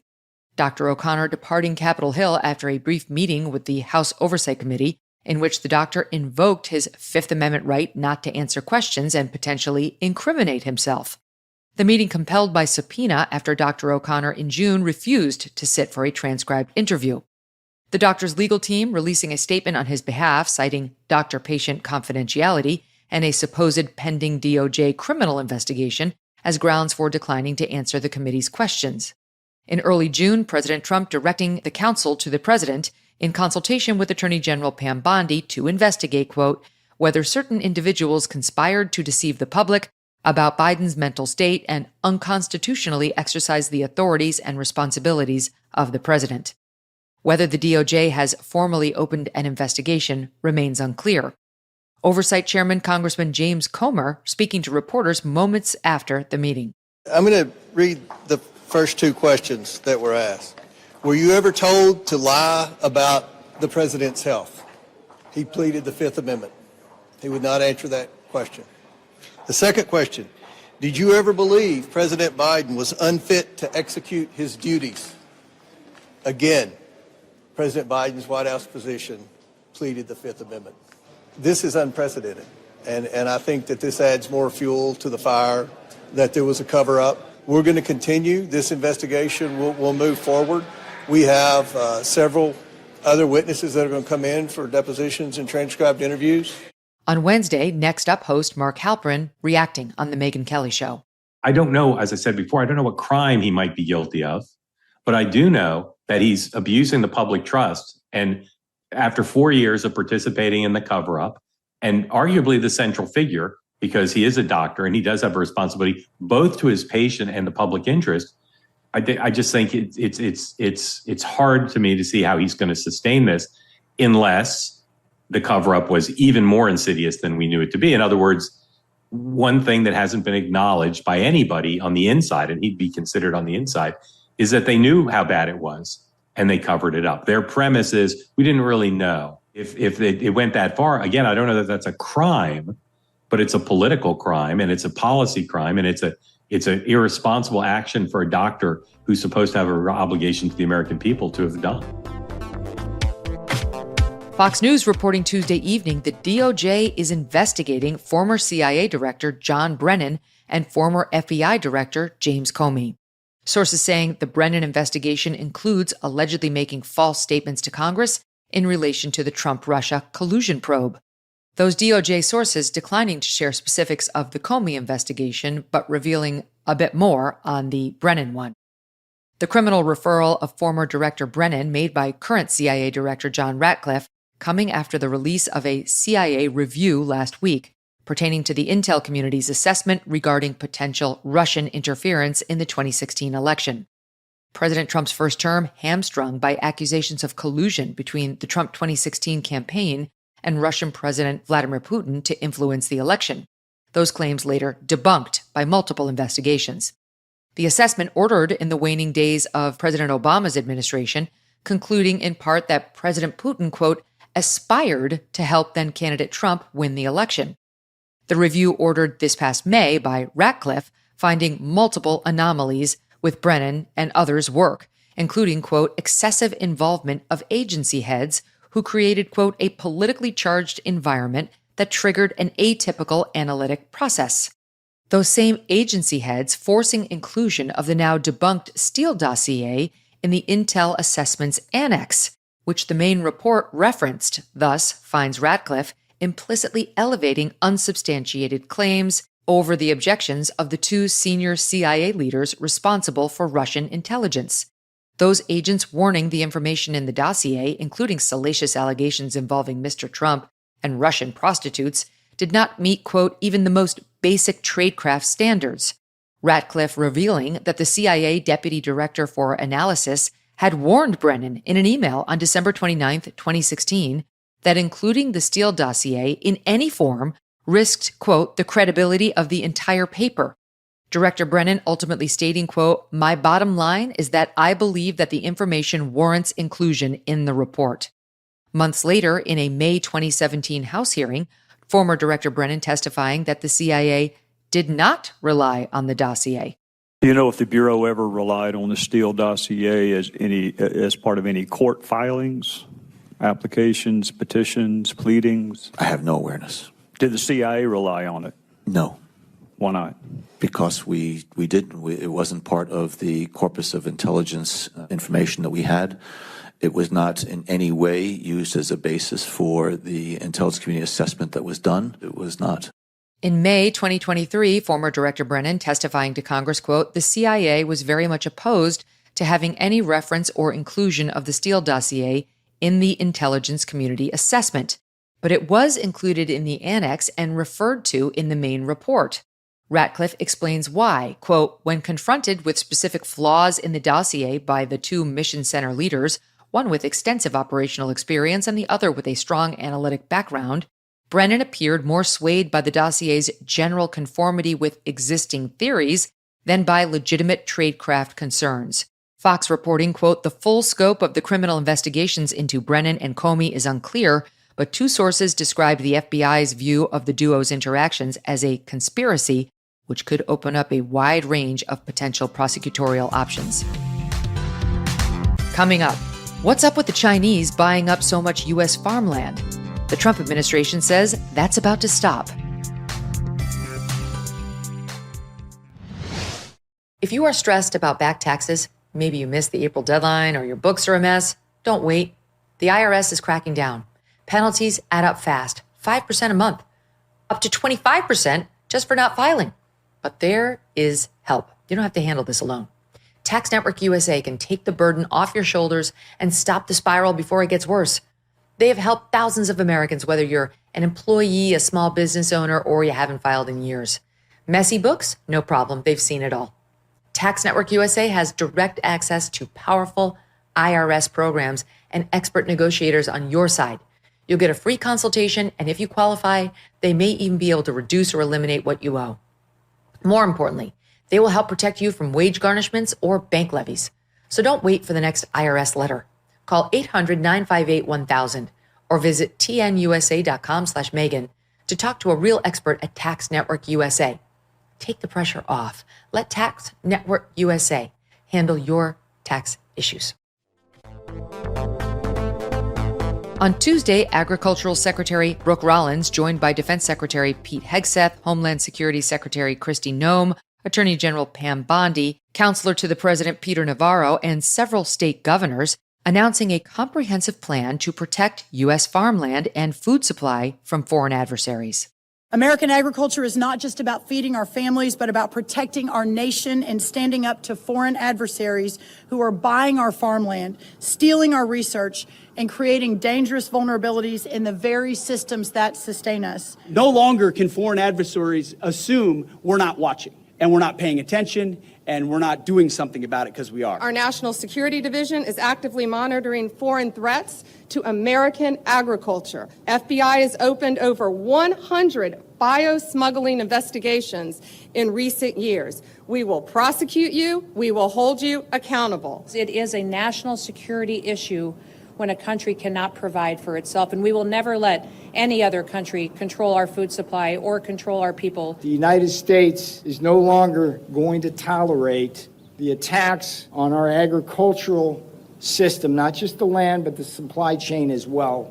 Key elements of the 7-point plan include emphasizing the strategic importance of agriculture and a ban on farmland sales to Chinese nationals and other foreign adversaries. In recent years, foreign-owned U.S. farmland sparking concerns over spying, sabotage risks near military installations, and agricultural intellectual property theft. Secretary Rollins saying more than 265,000 acres in the U.S. are owned by Chinese nationals. We spoke to the director of America First Policy Institute's China Policy Initiative, Adam Savitt, about the national security concerns posed by Chinese-owned U.S. farmland. He says this initiative is long overdue. Well, this announcement by Secretary Rollins was really nothing short of revolutionary, and that's because nothing has been done on this issue at the federal level for decades. There was a reporting mechanism put in way back in 1978. It's called AFIDA. And this is requiring the USDA to put out a report every year which records the foreign purchases of agricultural land. Now, that's all foreign purchases. Now, for example, there's no issue with allied countries owning foreign land. The Canadians own a lot of timberland, for example. This was put into place, again, in the 70s to keep track of this foreign ownership. But the thing is, it is not up to date for the modern era when we have adversaries that are buying our land, especially the People's Republic of China, of course, ruled by the Chinese Communist Party, the CCP. And while they do not have a huge amount of land in acreage per se, of course, as they're an adversary country, they have the potential to use all of the land that they do own for surveillance and sabotage. And again, compared to a country like Canada, which is the top ownership of foreign land, it's actually not that much, but it is a whole lot when you're talking about a place to station drones, a place to have listening posts, a place to station CCP agents that go and scout military bases and other functions that they can do right under our nose because they have a platform right here in the United States, agricultural land. In June 2024, the New York Post identifying 19 U.S. military bases located in close proximity to land bought up by Chinese entities. Savitt says some of these land purchases may seem harmless because they're in remote locations, but they could pose very serious threats to national security. To talk about the military installations more, people think that these purchases are innocuous, like, they're outside of cities, so they're sort of beyond most people's view. But these purchases are one of the earliest ones that came to national attention in 2019 was a purchase of 10,000 acres of designated agricultural land on the Texas-Mexico border. This was near Laughlin Air Force Base. A Chinese billionaire came in and was trying to purchase this land, which he would turn into a wind farm, which would also be connected to the Texas power grids, where he could potentially use nefarious means to, let's say, overload that grid or in other ways interfere with it. Again, also near flight paths near this Air Force base, which can be monitored. So here's this huge swath of land in the middle of nowhere, essentially. No one really lives by, so this goes under the radar. Another high-profile case. Fufeng bought an agricultural processing plant, other side of the country, up in North Dakota. This was in a few miles of Grand Forks Air Force Base in North Dakota. This is where our B-1 bomber fleet, or at least part of it, our B-1 strategic bombers are based. This would give them a perch for surveillance and sabotage very close to this Air Force base. On Tuesday, Secretary Rollins also announcing she will join the Committee on Foreign Investment in the U.S. Savitt explains why this move is critical. Now, to go to the federal level and who's supposed to be protecting us from this, this is a bureaucracy in D.C. It's called CFIUS, the Committee on Foreign Investment in the United States, CFIUS. Until now, it has not involved the Secretary of Agriculture because this has gone under the radar. People didn't perceive agriculture as a security threat. One big part of the announcement yesterday that Secretary Rollins made is that she has now been designated as a member of CFIUS, this board. CFIUS is across the board surveying incoming purchases from foreign countries which may affect national security. Now that agriculture, in the person of Secretary Rollins, will be sitting on CFIUS, when an agricultural case comes in, when there's an inbound purchase of land by an adversarial country like China, agriculture will be able to sit on that decision, will be able to inform that decision. That's an important modifier that happened with this announcement. Savitt says the threats posed by Chinese-owned U.S. farmland go far beyond spying on U.S. military bases. Chinese entities are increasingly gaining access to America's agricultural data and proprietary technology, though not through espionage, but through business acquisitions of agricultural companies operating inside America. Now, many of these are overtly, directly listed, or if you look into it, if you look just barely beneath the surface, these are state-owned enterprises of the Chinese government. One of those is called Syngenta. That is an agrochemical company. It used to be a Swiss-owned company. It was acquired by the PRC in the 2010s. A lot of farmers rely on this. It's a multi-billion-dollar company. It provides chemicals, pesticides, seed technologies, things that, people who are not in the ag industry like me, we don't think about this, right? But this is essential to what these farmers do. They need seeds that are adept to their type of soil. They need seeds that are adapting to their environment and their crop needs. So a lot of these farmers are used to this name, Syngenta, right? And they trust this name for decades. A Chinese company called ChemChina acquires Syngenta, and then the Chinese government has full access to this technology that they're developing, the data that they collect, access to the land. In this case, we're actually talking about intellectual property theft. And so that in that way, it kind of goes under the radar. In other cases, it is subsidiaries. It is hidden, shell companies, 4 and 5 steps down, where, yes, it has an English sounding name, and you would have no idea that there was a Chinese interest 4 or 5 rungs up the ladder. That is either a state-owned enterprise or it's related to the state. Now, here's an important thing that the listeners need to know is that no company of any size or any importance in China is not tied in some way to the CCP. As for clawing back land already owned by foreign adversaries, Savitt says the states will need to lead the way. This is a very difficult question. This comes down to state law. The states have been doing, I should mention, the states have been doing amazing work while the federal government was getting its act in order and now finally has some sort of an ordered plan here under the Trump administration. The states were doing this good work. Dozens of states were sort of really, I would call it experimenting with laws, because agricultural sectors differ state to state.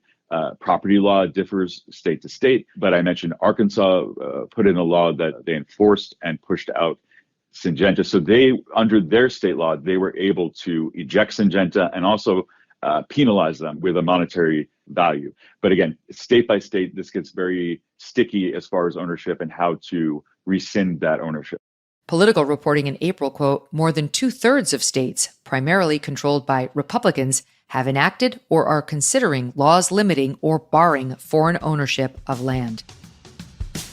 And that'll do it for your AM update. I'm Megyn Kelly. Join me back here for the Megyn Kelly Show, live on SiriusXM Triumph Channel 111 at noon East, on youtube.com/Megyn Kelly, and on all podcast platforms.